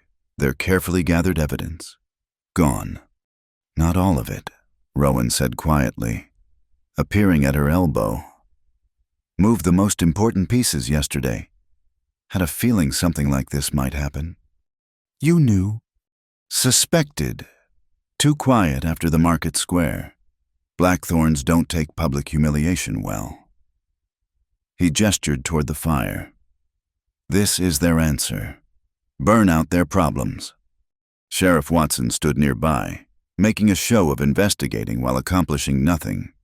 When Charlotte approached him, he wouldn't meet her eyes. "Terrible accident," he said loudly. "These old barns, full of dry hay, Single spark is all it takes. Accident, Charlotte repeated flatly. Like Anna Morrison's fall, like Elizabeth Cortez drowning. Watson's face darkened. Careful, Miss Hale.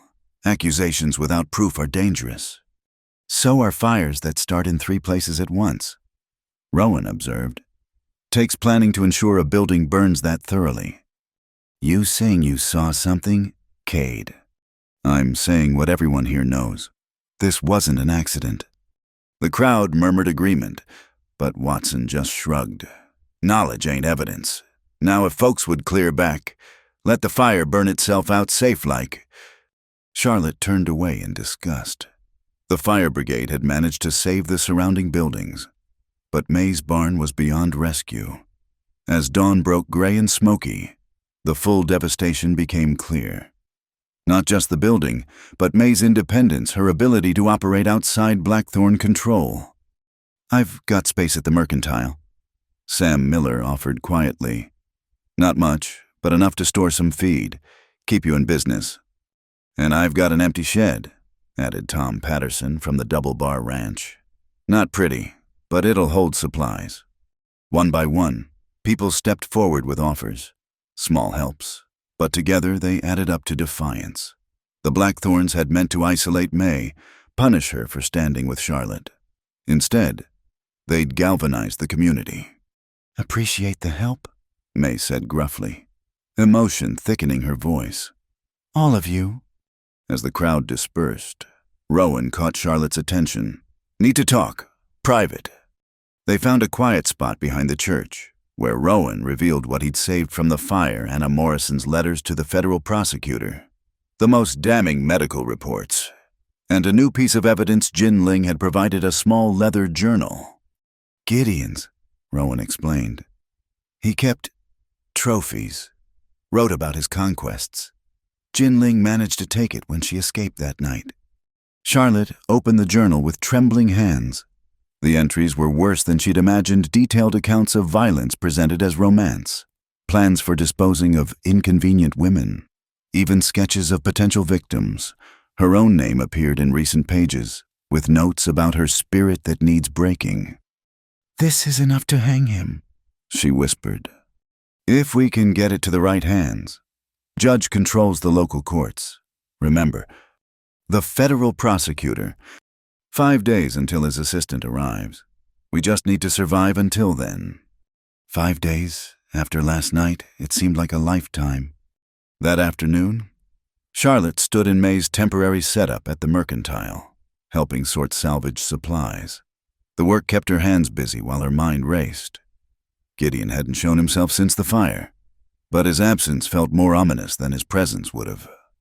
You should leave town, May said quietly. Take the evidence and run. Get to Fort Bracken, or better yet, Denver.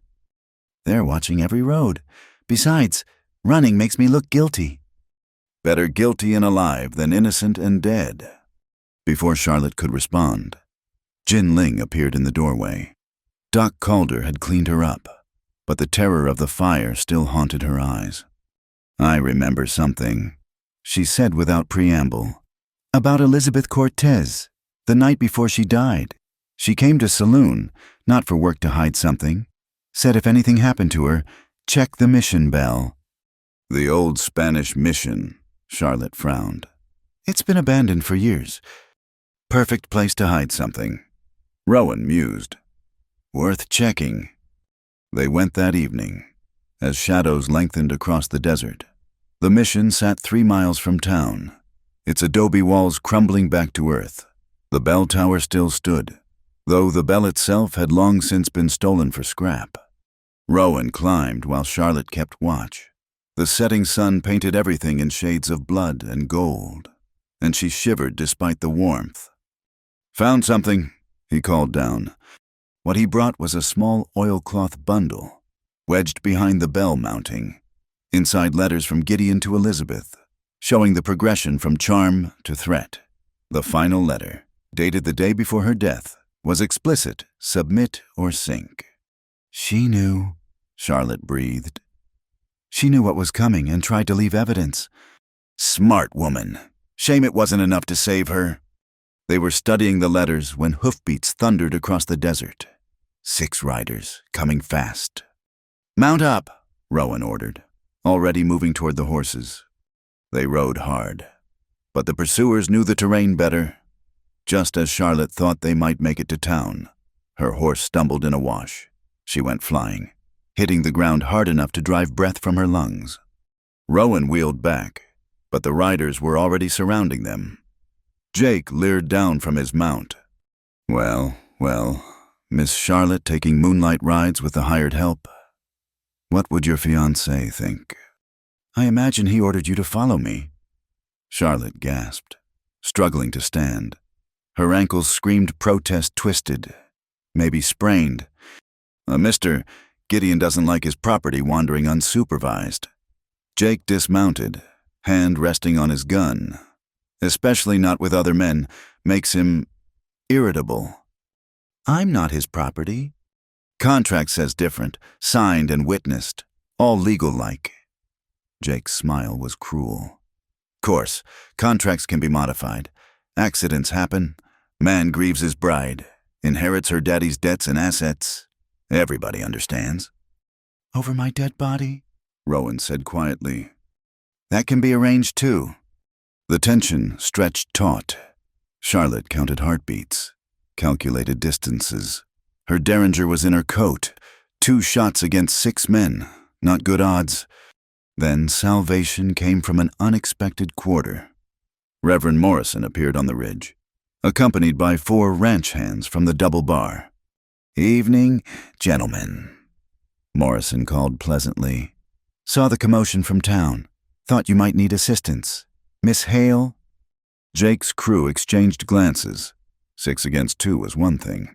6 against 7, with witnesses, changed the arithmetic. No assistance needed, Reverend, Jake said carefully. Just escorting Miss Hale home safe. How thoughtful. We'll join that escort. Ensure everyone arrives safely. Outnumbered and outmaneuvered, Jake had no choice but to retreat. They rode back to town in tense procession.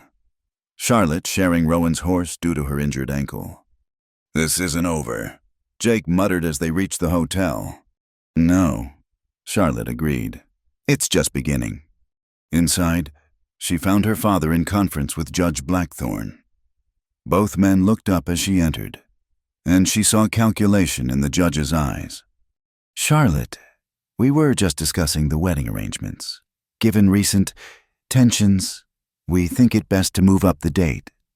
The contract specified 6 months. Contracts can be amended when both parties agree. He produced a document. Sign this, and we'll reduce it to 1 month. Refuse, and I'll have your father arrested for the theft of those sealed documents. I didn't steal anything, her father protested weakly. No, but your daughter did. Using your home as base of operations makes you an accomplice. The judge's smile was cold. Unless, of course, this is all smoothed over by an expedited marriage. Charlotte felt the walls closing in again. A month. Not enough time for federal help to arrive and take root. But her father in prison, at the mercy of Blackthorne's bought guards. 24 hours, she said. I need 24 hours to consider. 12. And Charlotte, no more midnight rides, no more public spectacles.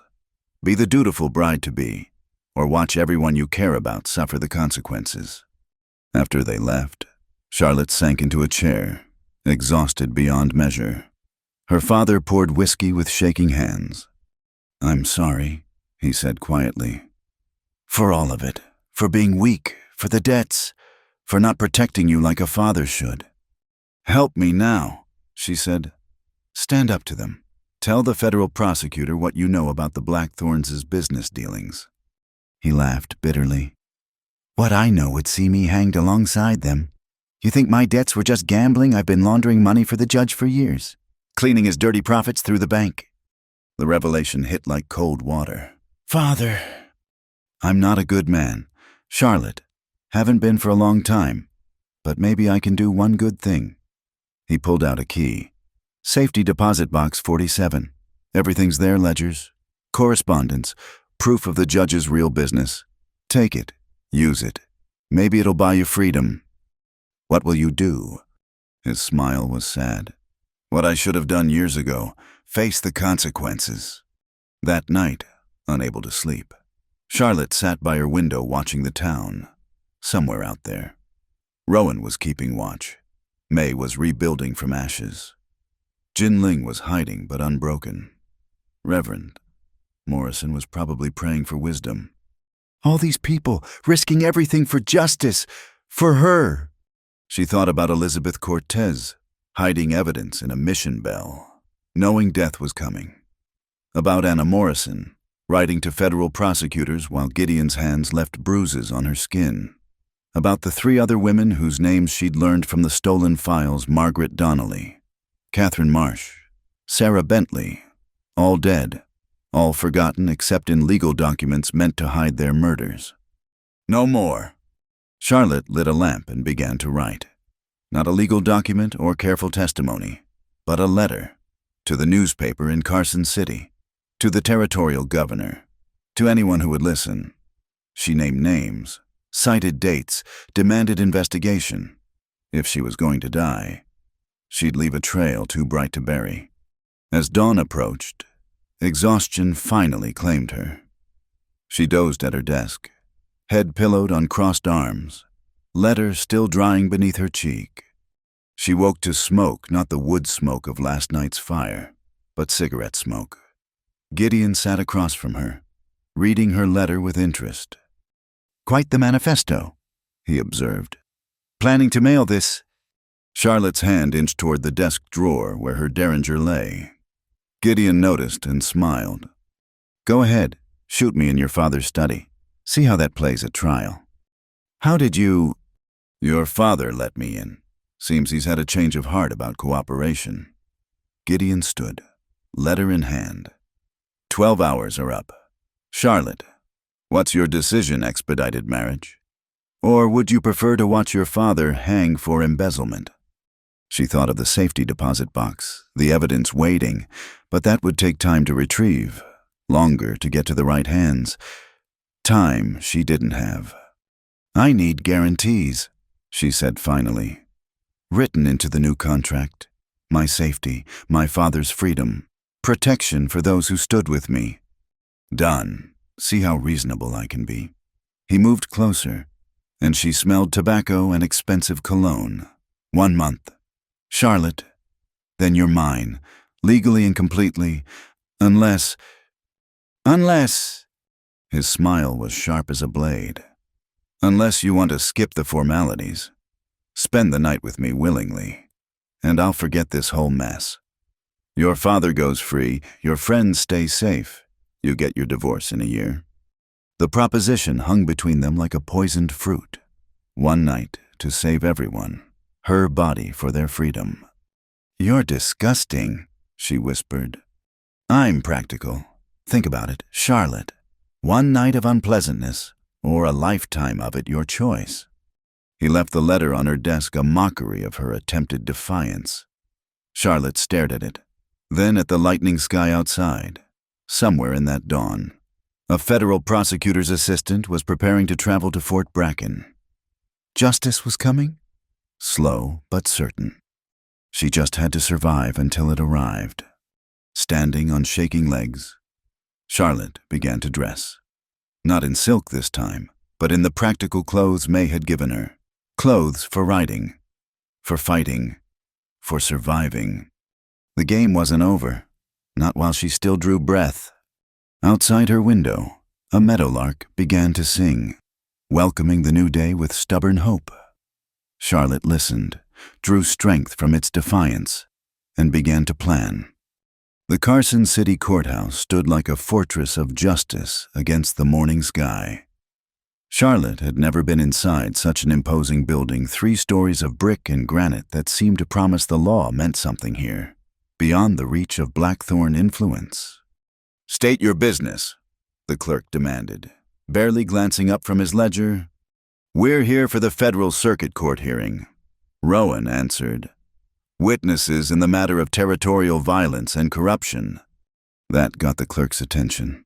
His eyes swept over their group: Charlotte in her best remaining dress, Rowan travel-worn but steady, May dignified despite her losses, Doc Calder with his medical bag, and Jin Ling brave in borrowed clothes.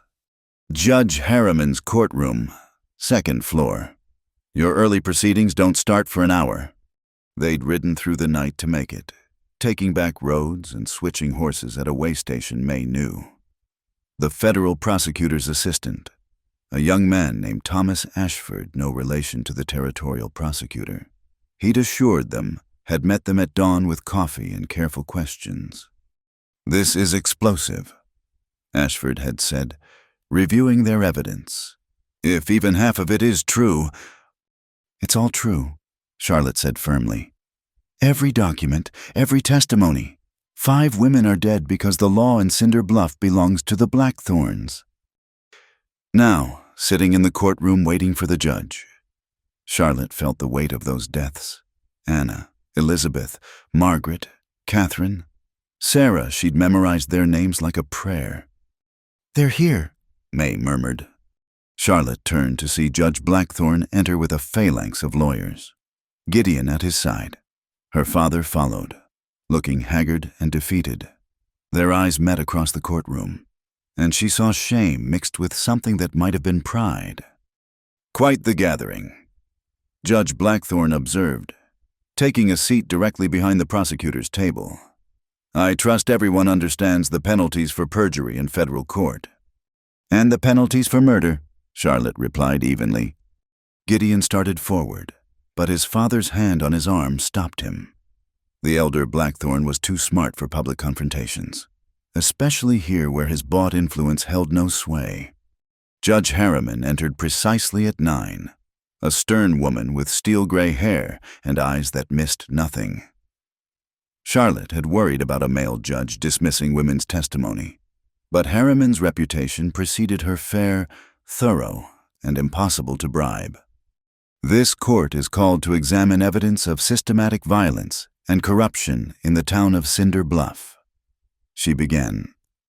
"Mr. Ashford, you may present your case." What followed was methodical destruction. Ashford laid out the evidence piece by piece: medical records, financial documents, witness testimony. Doc Calder explained the injuries he'd documented, his professional demeanor making the clinical descriptions somehow more horrifying. Jin Ling testified about Gideon's violence, her voice steady despite trembling hands. Then came Charlotte's turn. "State your name for the record." "Charlotte Amelia Hale." "And your relationship to the accused." Charlotte met Gideon's cold stare. "His unwilling fiancée, contracted through debt bondage." The Blackthorn lawyers objected immediately, but Harriman overruled them. "The witness may characterize the relationship as she experienced it. Continue, Miss Hale." Charlotte told it all: the forced engagement, the threats, the bruises hidden beneath silk. She produced the letters they'd found in the mission bell, Gideon's journal that Jin Ling had saved. When she reached the part about the fire at May's barn, gasps rippled through the gallery. "That's enough," Gideon burst out. "Your Honor, this woman is clearly disturbed, fabricating stories." "Mr. Blackthorn." Harriman's voice could have frozen the desert. "You are not recognized to speak. Sit down or be removed." The federal marshals at the door stepped forward slightly, hands resting on their weapons. Unlike Sheriff Watson, these men answered to no local authority. Gideon sat, but his eyes promised retribution. The Blackthorn lawyers tried their best, attacking credibility, suggesting conspiracies, claiming the evidence was obtained illegally, but Harriman was having none of it. "The court is less concerned with how evidence was obtained than with what it reveals," she stated. "And what it reveals is a pattern of predatory behavior enabled by corruption of local law enforcement." The morning stretched into afternoon as more witnesses appeared. Reverend Morrison spoke about his niece Anna. Dora Mills testified about the threats she'd received. Even some of Blackthorn's own men, granted immunity, admitted to witnessing violence they'd been ordered to ignore. Charlotte's father was called near the end. He looked older than his years as he took the oath, voice barely audible. "Marcus Hale, you've been granted limited immunity in exchange for testimony. Tell the court about your financial relationship with Judge Blackthorne." What emerged was worse than Charlotte had known. Not just money laundering, but land fraud, claim jumping, systematic theft disguised as legal foreclosure.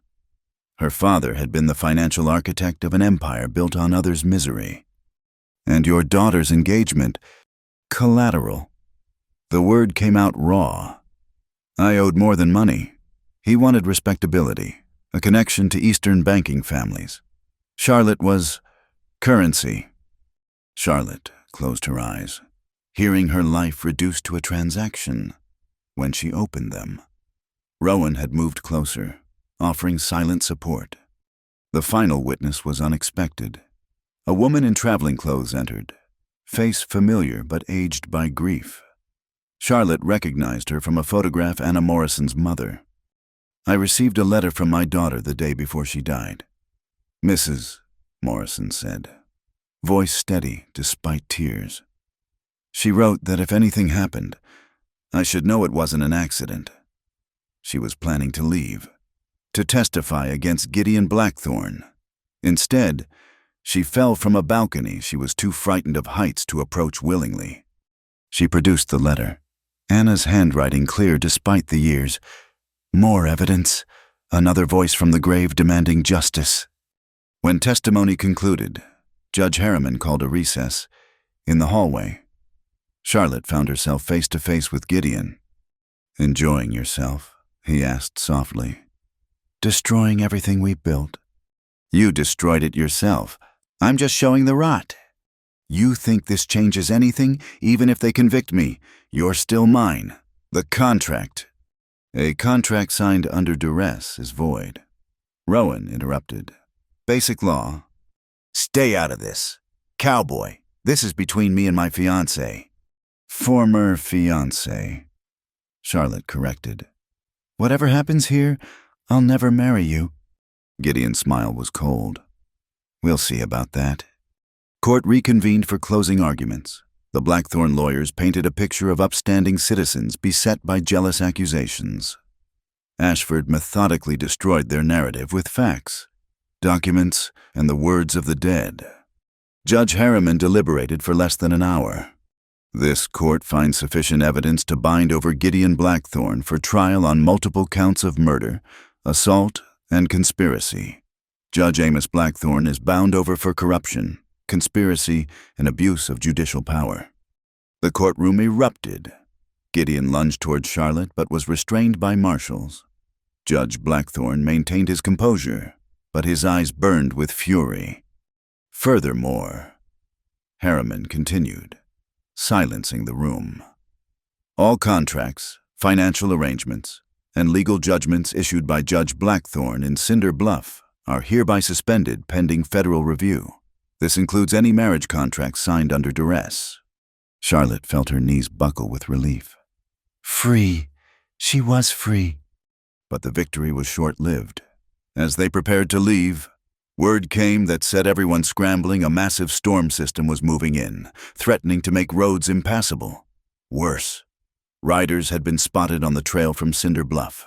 Blackthorne men, likely coming to exact revenge before the federal marshals could transport their prisoners. "We need to move now." The lead marshal decided, "Get the prisoners secured, witnesses to safety." They formed a convoy marshal's wagon with the Blackthornes under guard, followed by witnesses in various vehicles.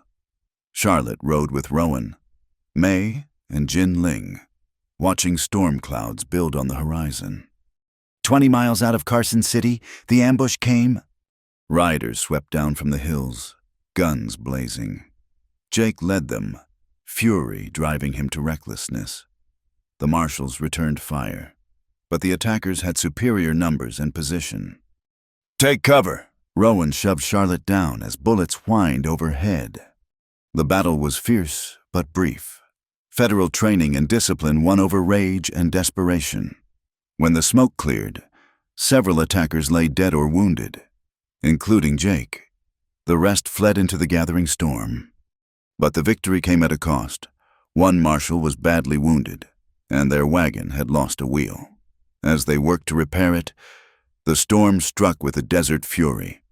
Rain came in sheets, turning dry washes into raging torrents. Lightning split the sky, thunder shaking the ground. Within minutes, visibility dropped to nothing. "We can't stay here," the marshal captain shouted over the wind. "Flash floods will take us all." They pushed on, fighting through mud and rising water. Charlotte had never seen nature this violent, this indifferent to human struggle. Beside her, Jinling whispered prayers in Chinese while May cursed steadily in English. Then, disaster. The road ahead disappeared, washed out by a wall of water carrying trees and debris. They were trapped between flooding washes with nowhere to go. "Higher ground," Rowan pointed to a rocky rise. "Everyone move." They abandoned the vehicles, carrying what they could. The wounded marshal had to be lifted by 2 men. Charlotte grabbed the satchel with their evidence, refusing to let it be lost to the flood. Halfway up the rise, she heard a scream. Gideon had broken free in the chaos, using the storm as cover. He came at her through the rain, face twisted with rage. "You ruined everything." They grappled in the mud, fighting for the gun he'd taken from a guard. Charlotte felt her strength failing, his weight bearing her down toward the rushing water below. Then Rowan was there, pulling Gideon back. The 2 men fought savagely. No quarter given, they rolled dangerously close to the edge, water clawing at the bank beneath them. "Rowan!" Charlotte screamed as Gideon produced a knife. The blade flashed in the lightning. Rowan twisted, using Gideon's momentum against him. For a moment they teetered on the edge. Then Gideon lost his footing. He grabbed for Rowan, for anything, but the muddy bank crumbled. Charlotte watched Gideon fall into the torrent, his screams swallowed by the flood. The water took him instantly, body disappearing into the chaos of debris and darkness. "No rescue," the marshal captain said grimly. "Not in that." They huddled on the high ground as the storm raged, cold and exhausted, but alive. Judge Blackthorne sat in shackles, staring at the water that had claimed his son. For the first time, he looked like an old man. Dawn came with clearing skies and receding water.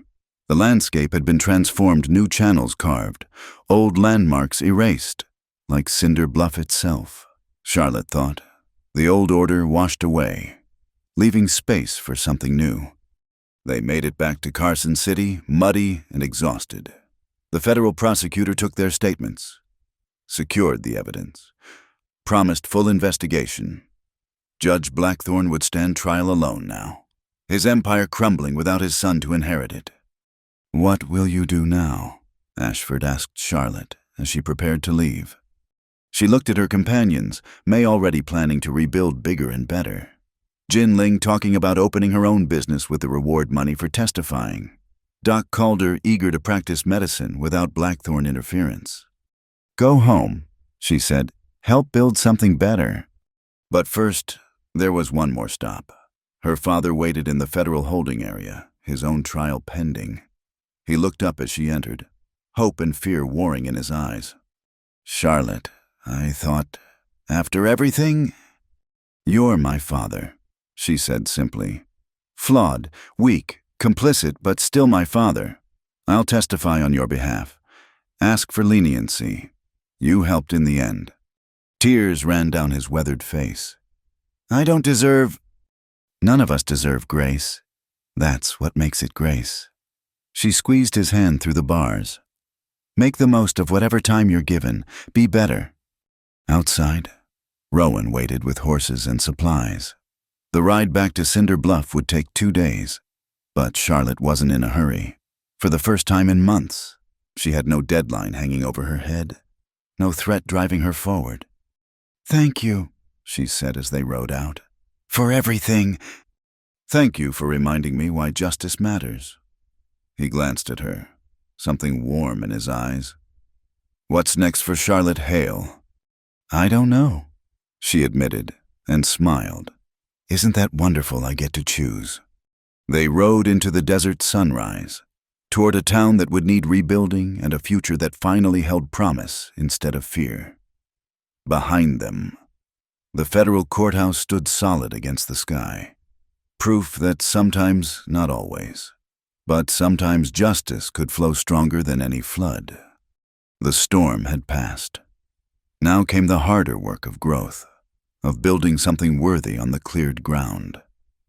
Charlotte was ready for it. After all, she'd already survived the worst.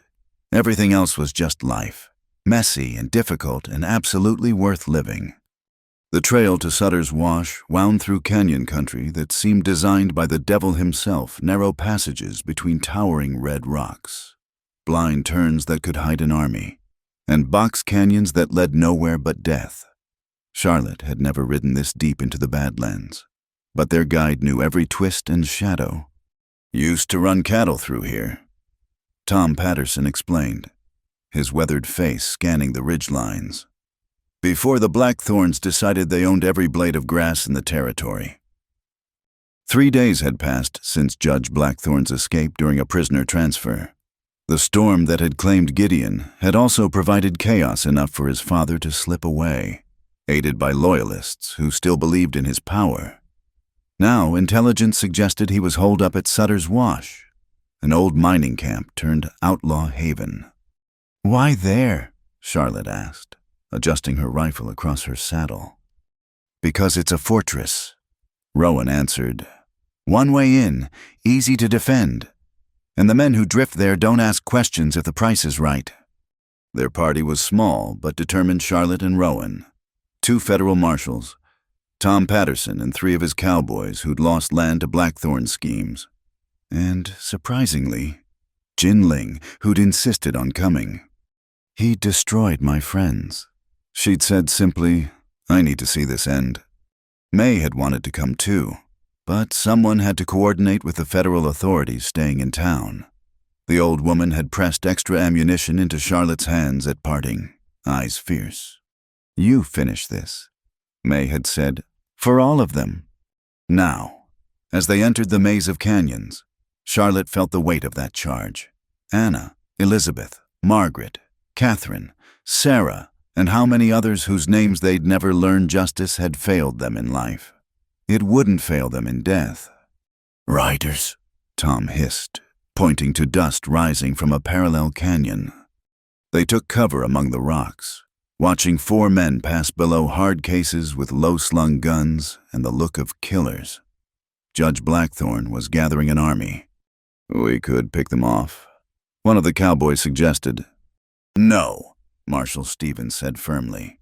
"We're here to arrest Blackthorn, not start a war. We do this legal." "Legal got him escaped in the first place," Tom muttered, but he lowered his rifle. They made camp that night in a hidden valley.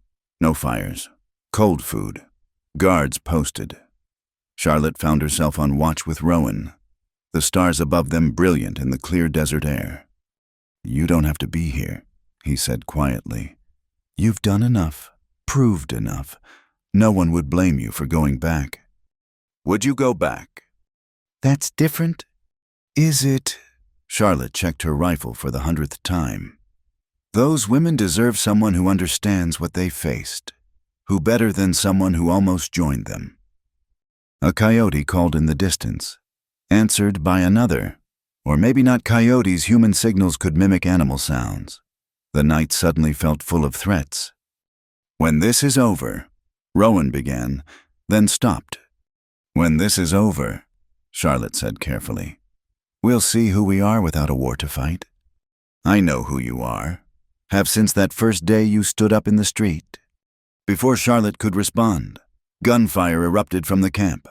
They ran back to find chaos attackers had crept close, despite the guards, using the rocky terrain for cover. The battle was fierce and personal, fought at close quarters in the dark. Charlotte found herself back to back with Jin Ling, firing at shadows that fired back. A man rushed them from the side. Jin Ling dropped him with surprising efficiency. "May taught me," she explained breathlessly. "Said women need more than hope in this territory." When dawn broke, they'd held their ground, but at cost. One cowboy was dead. another wounded.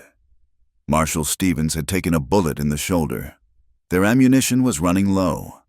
"They knew we were coming," Tom said grimly. "This was planned." "Then we plan better," Charlotte said. She'd been thinking through the night, remembering something from the seized documents. "There's another way into Sutter's Wash, an old mine shaft that connects to the camp from below." "That's been sealed for years," Stevens protested. "Sealed by Blackthorn Mining Company," Charlotte pointed out. "But the engineers who did the work filed reports. I read them. The seal was minimal. They expected to reopen it someday. It was a desperate plan, but their options were shrinking. They couldn't win a siege, and reinforcements were days away. If Blackthorn had time to fortify further, he'd be untouchable. They split up. Tom and the wounded would create a distraction at the main entrance while Charlotte led a smaller group through the mine. It was dangerous, maybe suicidal, but it was what they had. The mine entrance was where the documents said, hidden by overgrowth and rockfall. They cleared it carefully, aware that any noise could alert sentries above. The shaft beyond was a throat of darkness that seemed to swallow their lamplight. "Stay close," Rowan warned. "These old mines shift. One wrong step." They descended into the earth, the temperature dropping with each yard. Charlotte had never felt so far from sky and sun. The walls pressed close, sometimes so narrow they had to turn sideways. Water dripped constantly, and strange sounds echoed from deeper passages. "There," Jinling whispered, pointing to fresh boot prints in the mud. "Someone uses this way." They moved more carefully after that, weapons ready. The shaft began to angle upward, and Charlotte could hear voices, men talking, laughing, unaware of what approached from below. They emerged in a storage area filled with stolen goods, clear evidence of Blackthorn's continued criminal enterprise. Through gaps in the plank walls, Charlotte could see the camp 24 men at least, well-armed and positioned. At the center, in what had been the mine superintendent's house, Judge Blackthorn held court like a king in exile. "Wait for the signal," Stevens whispered. They'd agreed when Tom's distraction started. They'd move. The wait felt eternal. Charlotte watched Blackthorn through the gaps, seeing him differently now. Without his judge's robes and courthouse authority, he was just an old man clinging to power through fear. Even his own men seemed nervous around him. Then gunfire erupted from the canyon entrance. Tom's group, right on time. The camp exploded into motion, men running to defensive positions, shouting orders and counter-orders. "Now," Stevens hissed. They burst from the storage building, catching the defenders from behind. Charlotte found herself in the thick of it, dodging bullets and return fire. Everything May had taught her about shooting came down to these moments. Breathe, aim, squeeze, move.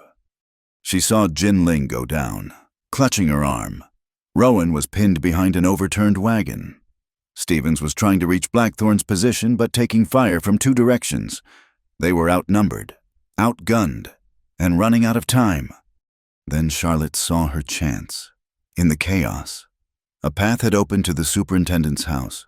Blackthorn was visible through the window, loading a rifle with practiced ease. He'd been a soldier once.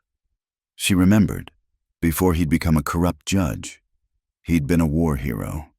That made him more dangerous, not less. She ran, dodging through the crossfire. A bullet tugged at her sleeve. Another shattered wood inches from her head, but she made it to the house, crashing through the door as Blackthorn spun to face her. "Charlotte." He didn't seem surprised. "Come to finish what the flood started." "Come to see justice done." "Justice!" He laughed bitterly. "You killed my son. Everything I built, everyone I protected gone because of you. Everything you built was founded on murder. Everyone you protected was a criminal. I brought law to this territory. You brought your law. There's a difference." They circled each other, weapons raised but neither firing. Outside, the battle raged. But inside this room, time seemed suspended. You could have been queen of an empire, Blackthorn said. Gideon would have given you everything. He would have given me death, like Anna, like Elizabeth, like all the others. Weak women. You're different. Stronger. His eyes glittered with something like admiration. In another life, we might have been allies. In another life, you might have been an honest man. The standoff broke when Stevens crashed through the window, bleeding but determined. Blackthorn swung toward the new threat, and Charlotte acted. Her shot was clean, disarming him without killing. The rifle clattered away as Blackthorn clutched his wounded hand. It's over, Charlotte said quietly. But Blackthorn wasn't finished. With his good hand, he pulled a derringer from his vest, a twin to the one Charlotte carried. Time slowed as he raised it, not at her, but at Stevens. Charlotte fired without thinking. The bullet caught Blackthorn's center mass, spinning him back. He hit the wall and slid down, leaving a red trail. Good shot, he gasped, almost approving. Your mother would be proud. You knew my mother. Loved her, before your father, before I became. He coughed, blood flecking his lips. She chose honest poverty over my ambitions. Smart woman. Charlotte knelt beside him, unsure why she felt the need to offer comfort to this man who'd caused so much pain. The empire dies with me, he continued, voice fading. Unless what? But his eyes had gone vacant, staring at something beyond the room, beyond the territory, beyond all earthly justice. Outside, the battle was winding down. Tom's reinforcements had broken through, and Blackthorn's mercenaries were surrendering or fleeing.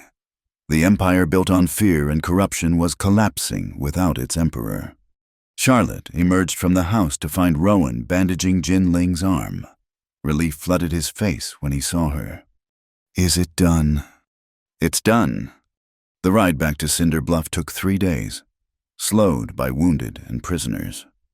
Charlotte rode in silence mostly, processing what had happened. She'd killed a man, a bad man, a murderous man, but still a man. The weight of it sat heavy, even justified as it was. He gave me no choice, she said to Rowan one evening. No, he didn't. He made his choices long ago. You just delivered the consequences. They returned to find Cinder Bluff transformed. Federal authorities had taken control, conducting investigations and arrests. The old power structure was crumbling, replaced by something newer, cleaner.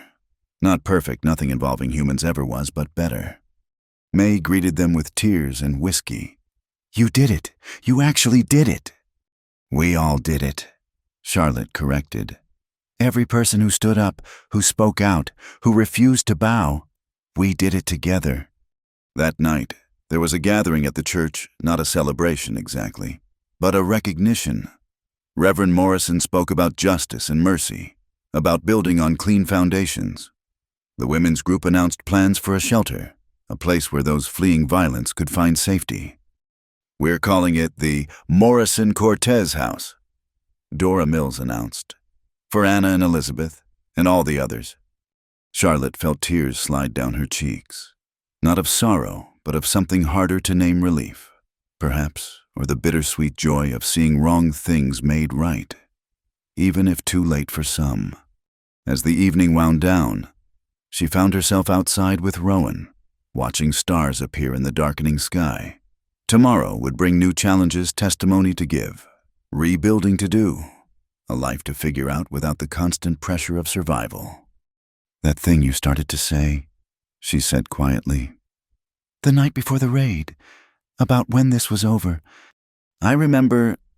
It's over now. He turned to face her fully, and she saw in his eyes the same mix of exhaustion and hope she felt in her own heart. Then I'll say it. When this was over, I was going to ask if you might consider staying, not for justice or protection or any cause, just staying. Charlotte thought of all the reasons she should leave the memories, the ghosts, the weight of what had happened here. Then she thought of May rebuilding bigger than before, Jin Ling planning her business, The women creating sanctuary from tragedy, the town itself transforming, becoming what it should have been all along. "I'll stay," she said simply. "There's work to do. And after the work," she smiled, feeling lighter than she had in months. "After the work, we'll see who we are in peacetime. I'm curious to find out." They stood together in comfortable silence. Two warriors contemplating a future without war. Above them, the stars continued their eternal dance, indifferent to human struggles but somehow comforting in their constancy. Cinder Bluff spread out below them, no longer Blackthorn's kingdom but a community finding its way. It would take time to heal, to build trust where fear had ruled. But they had time now bought with courage, paid for in blood, but theirs to use wisely. Charlotte took a deep breath of desert air, tasting sage and possibility. Tomorrow would bring its own challenges. Tonight, it was enough to be alive, to be free, to imagine a future written by their own hands. The empire had fallen.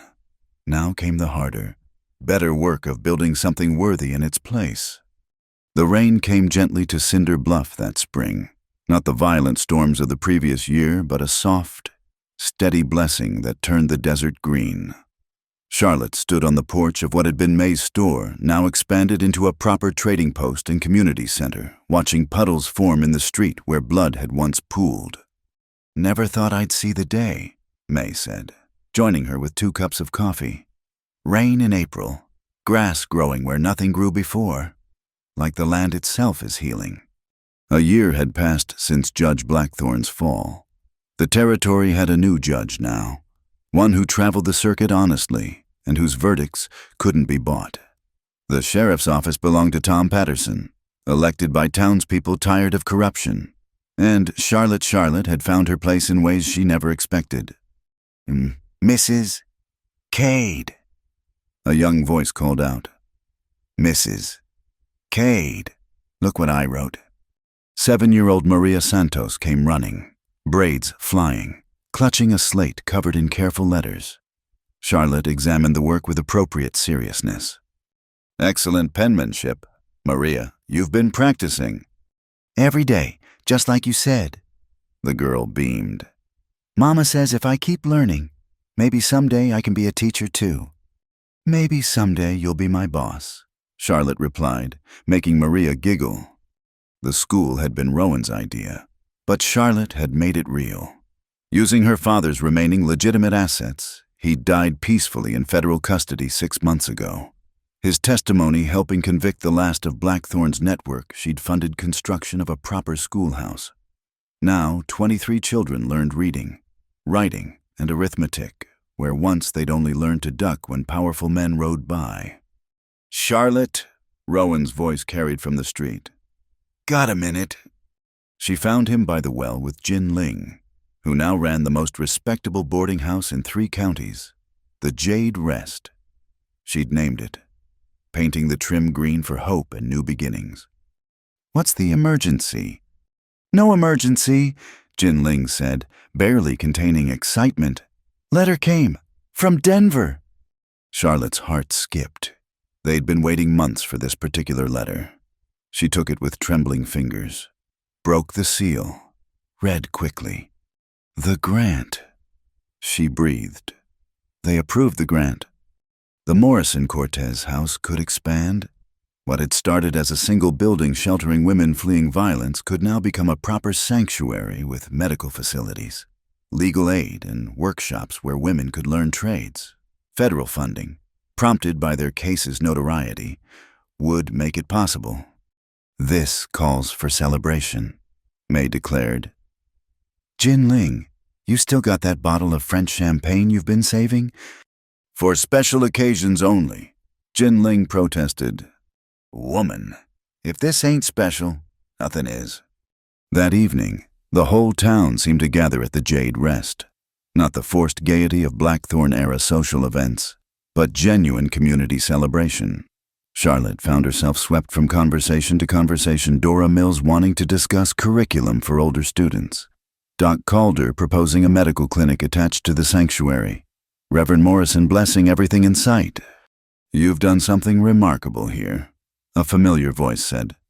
Charlotte turned to find Samuel Hartwood, the federal prosecutor, dust-covered from travel but smiling warmly. "Mr. Hartwood, I didn't know you were coming.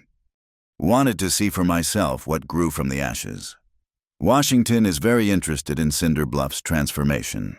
They're calling it a model for territorial reform." "We're just trying to build something decent," Charlotte said, uncomfortable with grand pronouncements. "That's exactly why it's working." He accepted a glass from Jin Ling. "Communities built on fear collapse when the fear is gone. Communities built on mutual support endure." Later, as the party continued inside, Charlotte stepped out for air. The blue silk dress hung on a nail by the door, not worn anymore, but kept as reminder and talisman. She touched it lightly, remembering the woman who'd worn it like armor against a world trying to break her. "You've come far from that scared girl in silk," she murmured to herself. Talking to dresses now, Rowan emerged from the shadows, 2 glasses in hand. "May'll say you've been in the sun too long." "Maybe I have." She accepted the glass, noting it was water, not whiskey. Rowan knew her preferences. "Sometimes I can't believe it's real, that we survived, that things actually changed." "You changed them. You stood up when no one else would." "We all stood up, eventually." She leaned against the porch rail beside him. "Do you ever regret staying? You could be anywhere now. No ties holding you." "I am anywhere. Anywhere that matters." He set down his glass, turning to face her fully. "Charlotte, there's something I've been meaning to ask." Her heart accelerated, but before he could continue, commotion erupted from the street, horses arriving fast, riders calling out. Charlotte tensed, old habits died hard, but the voices held excitement, not threat. "It's happening," someone shouted. "The railroad's coming through." The crowd spilled outside as the riders dismounted. They were surveyors from the railroad company, confirming what had been rumored for months. The new line would pass through Cinder Bluff, bringing commerce and connection to the wider world. "Where exactly?" Tom Patterson demanded, already thinking like a sheriff about infrastructure and safety. The lead surveyor spread out a map on a barrel. "Here, along the north edge of town. Station about where that old burned barn stands." Charlotte caught May's eye. The old woman grinned broadly. Her destroyed barn would become a train station poetry of the finest kind. The celebration resumed with new energy. The railroad meant growth, prosperity, a future beyond mere survival. But Charlotte noticed Rowan had withdrawn, standing apart with an expression she couldn't read. She found him by the horse trough, absently stirring the water with a stick. "Railroad changes everything," he said quietly. "Town like this, connected to the world, it won't stay small, won't stay simple." "Is that bad?" "Not bad, just different. Some folks are built for the frontier. When it stops being frontier," he shrugged. "Are you thinking of leaving?" The words came out sharper than intended. "I'm thinking of a lot of things." He turned to her. "That question I started earlier. It's connected. See, I've been offered work. Federal Marshal Service wants men with experience, especially out here. It would mean traveling, being gone for weeks sometimes." Charlotte's stomach dropped. After everything, he was leaving anyway. "But," he continued, "it would also mean a steady income, a house here in town to come back to, a reason to make sure this place stays safe and lawful." He took a breath. "What I'm asking, Charlotte Hale Cade, is if you'd be willing to be a marshal's wife in truth, not just in name." The question hung between them like morning mist, delicate and perfect. Charlotte thought of all the reasons to say yes, all the fears that whispered no. Then she looked at this man who'd stood beside her through fire and flood, who'd never asked her to be less than she was. "I have conditions," she said, fighting a smile. "Of course you do. I keep teaching. The school, the sanctuary, they're part of me now." Wouldn't expect otherwise. And when you're traveling, I'm not sitting home wringing my hands. I've got work to do. Charlotte. He stepped closer. I'm not Gideon. I'm not asking to own you. I'm asking to partner with you, share a life with you, wake up next to you when I'm home and carry your memory when I'm not. Then yes, the word came out sure and strong. Yes, Rowan Cade, I'll marry you properly this time. He kissed her then, right there in the street with half the town watching from the Jade Rest. Cheers erupted, May's voice loudest of all. About damn time. They were married a month later. Reverend Morrison officiating in the church packed with everyone who'd stood against the Blackthorns. Charlotte wore her mother's wedding dress, altered by Dora Mills to fit. Rowan wore his best suit, an expression of wonder that made hardened cowboys tear up. Jin Ling stood as Charlotte's witness, American citizenship papers fresh in her hand. May gave Charlotte away, grumbling about sentimentality while wiping her eyes. The ceremony was simple, the celebration after anything but. No more fake marriages, Charlotte told the crowd during toasts. No more contracts written in fear. From now on, Cinder Bluff celebrates real love, honest partnerships, unions of choice and joy. As summer turned to fall, the railroad arrived as promised. The first train brought lumber for new buildings, supplies for growing businesses, and families looking for fresh starts. Charlotte stood on the platform built where May's barn had burned, watching this new chapter begin. No regrets, Rowan asked, badge glinting on his vest. He'd be leaving tomorrow for his first assignment, hunting rustlers near the border. No regrets, she confirmed. Fear sometimes for you, for what changes might bring, but no regrets. The Morrison Cortez house was thriving, sheltering women from 3 territories. The school had 40 students and needed another teacher. Jin Ling's boarding house was booked solid with railroad workers and traveling families. Even the old mission had been restored, its bell ringing for services and celebrations instead of hiding evidence of murder. That evening, in the house they'd built together, nothing fancy, but solid and filled with light, Charlotte showed Rowan something she'd been saving. What's this? Open it. Inside the box lay the derringer May had given her that first desperate night. Charlotte had carried it through every danger, but now it seemed like an artifact from another life. I don't need it anymore, she explained. I've got better protections now. Community, purpose, you. Keep it anyway, Rowan suggested. Not for protection, but as reminder of how far we've come, how strong you've always been. They spent that last night talking about dreams rather than fears. The school would grow into a proper academy. The sanctuary would expand to other towns. The railroad would bring challenges, but they'd face them as they'd faced everything else together, with clear eyes and steady hearts. When Rowan left at dawn, badge bright and purpose clear, Charlotte didn't cry. She kissed him goodbye, promised to write, then went to teach children who'd never known a world where blackthorns made the rules. At lunch, she walked to the cemetery on the hill. 5 new headstones stood in a row.